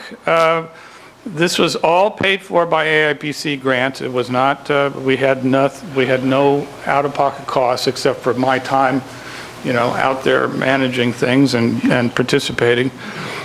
This report here completes the work for the Island Waters grant for them. It's a deliverable for them. The next steps for us, is we have sent this report to DEM as in our original agreement and approach to the work. We had agreed that we would go out and we would do this testing. They would provide this. They would produce this report. Then we would go back to DEM, sit down and talk about the results, and then what to go ahead and finish that off with. They have this report in hand now. They're sitting up there evaluating it now. We intend to meet with them in the near term and determine the next steps, and then we will be complete with this. Now, this does not complete our obligations to DEM as far as the MOA is concerned. We also were required to submit a scope of work and a schedule for monitoring the storm drains in Portsmouth Park and Island Park at a minimum. The monitoring shall include periods of high groundwater influenced high and low groundwater and storm events. So we have to, as a parallel track, we have to go back out and begin to do outfall testing again, like we had done for the Phase 2 stormwater. So we agreed, DEM agreed, and we agreed that there was no sense in doing this until we had finished with our illicit discharge detection. But as soon as we are, then we're going to go back out with a program. There's money in the budget. I have equipment to do it, to go back out and begin to test outfalls again in an effort to see if it's working. Basically, my guess is that we get a couple of years worth of clean discharge, and we'll be in a pretty good position to go back to DEM and say, that we have fulfilled our obligations with the MOA, and we're good to go. The stay could perhaps be lifted. So that's where we are. We still have to ramp that up. And one of the last things that I wanted to point out was in just the same way that Island Waters came along at just the point where I could save the town a pile of money and get this work done. I've had discussions with Dave McLaughlin of Clean Water Access in recent times, and he was in my office one day and looked at the equipment I have, and he's like, "Oh boy, this is exactly what we need." He has an arrangement with a laboratory here in the state. He can get the testing done for us it would be $25 per sample. He can get it done for $25 per sample. So I'm anxious to talk to him and see That if was the same number. $75 a sample, and he can do it for $25. So I'm anxious to sit down and talk with him about getting a scope of work and seeing if he can't get this work done so I don't have to go back out and do it again. And Clean Water Access can do it. They're the pros at it anyway, So that's where we are with that. Thank you. Thank you. Is there any way to get this to the public? There's no backup for this particular item. I understand it's a fairly large file. Can we post it someplace like a website? It's on the website. There's a link on the town website for this. That anybody can find, like on the very front page? I printed it off the town website this afternoon. Yeah, I know, but I didn't see it right on the very first page. If you go when to the normally planning section, the planning department section, and you go, I think there's a link there for, Barbara put it under a piece about It's under stormwater. I know you sent us a link, but it's not on the very front page where. Correct, it's not. You have to kind of. Thank you. Search for it a bit. Gary, thank you for bringing us up to date on that. Thank you. I apologize conversation- No problem. being wordy. Your conversation about the illicit discharge reminded me about gray water and boats and whatnot. I know you're doing this juggling act, but can you either come back next council meeting and update us on the harbor management plan and Sure. where we stand on that? So hopefully we can get that moving as well. Anytime you mention DEM and CRMC and sending paper up there, you get nervous about how long it sits on somebody's desk and ultimately affects the town of Portsmouth. It's on my list. If I can't work on this, if I work on this, I can't work on this. I get it. So I'm getting there. But Yep. yeah, we are very close. We are very close with the harbor management plan. I'd be happy to come back and talk to you about it. Thank you. Any other questions? Thank you, Gary. My pleasure. Correspondence, we have 3 items. We have a resolution to oppose legislation proposals that would mandate expired teachers' contracts. We've already sent one up. And also a resolution to support legislation that would put a school bond on the November ballot. That's already been done. Anybody, did they adjourn on Saturday, or are they still up there in session? Anybody know? They adjourned or recessed? No, they adjourned. The first adjourned. To the Senate, okay. Motion to receive and place on file. And I forgot the third one, which was a very nice letter of appreciation for Ms. Zaft for our fire department who saved their puppy from falling into their septic system. Yeah, and then cleaned up the puppy. So very nice job, gentlemen. Second to Ms. Pedro's motion. Thank you, Mr. Gleason. All those in favor? Aye. Opposed? Motion passes 7-0. Future meetings, we have July 9th, July 23rd. Did we actually vote on not coming in on the 14th? No, never we did. wanted to wait till this meeting so that people could check their schedules. And Prudence has decided that they want to see us in September. See you In September. Yes. in September. Date to follow on Prudence, right, Mr. Rayner? It was September, but he didn't give an actual date yet for half. I think it's The 16th? September. Look at the calendar real quick. So is August 14th the one that you wanted to take off? Yeah, because that's a Tuesday. And did everybody check their schedule? Are we going to take off August 14th? Everybody okay with the 14th? And we'll have just the one meeting on the 27th? No, Monday is, yeah. VJ Day is Monday, so we'd have the meeting on a Tuesday, so the 27th would be the only meeting in August. HAP is proposing September 22nd, Saturday, September 22nd. Okay. September 22nd? Correct. That's a Saturday, I take it? That is a Saturday. It is a Saturday. Right. So there is no meeting in August? No August 14th meeting. No, August just the 27th. We take one meeting off a year. Okay, so And no. typically, we go over to Prudence for that meeting, but they don't want to see us until September. I gotta take that off my calendar, seeing I just put it on it. Right? Oh. We can make a motion to take Motion to that. take off August 14th so Keith can do his thing. And Paul wants to go sit in the woods. Yes, I do. Is there a second? Second. All those in favor? Aye. Opposed? Motion passes 7-0. Motion to adjourn? Motion to adjourn. All those in favor? Aye. Opposed? Motion passes 7-0. Good night, everybody.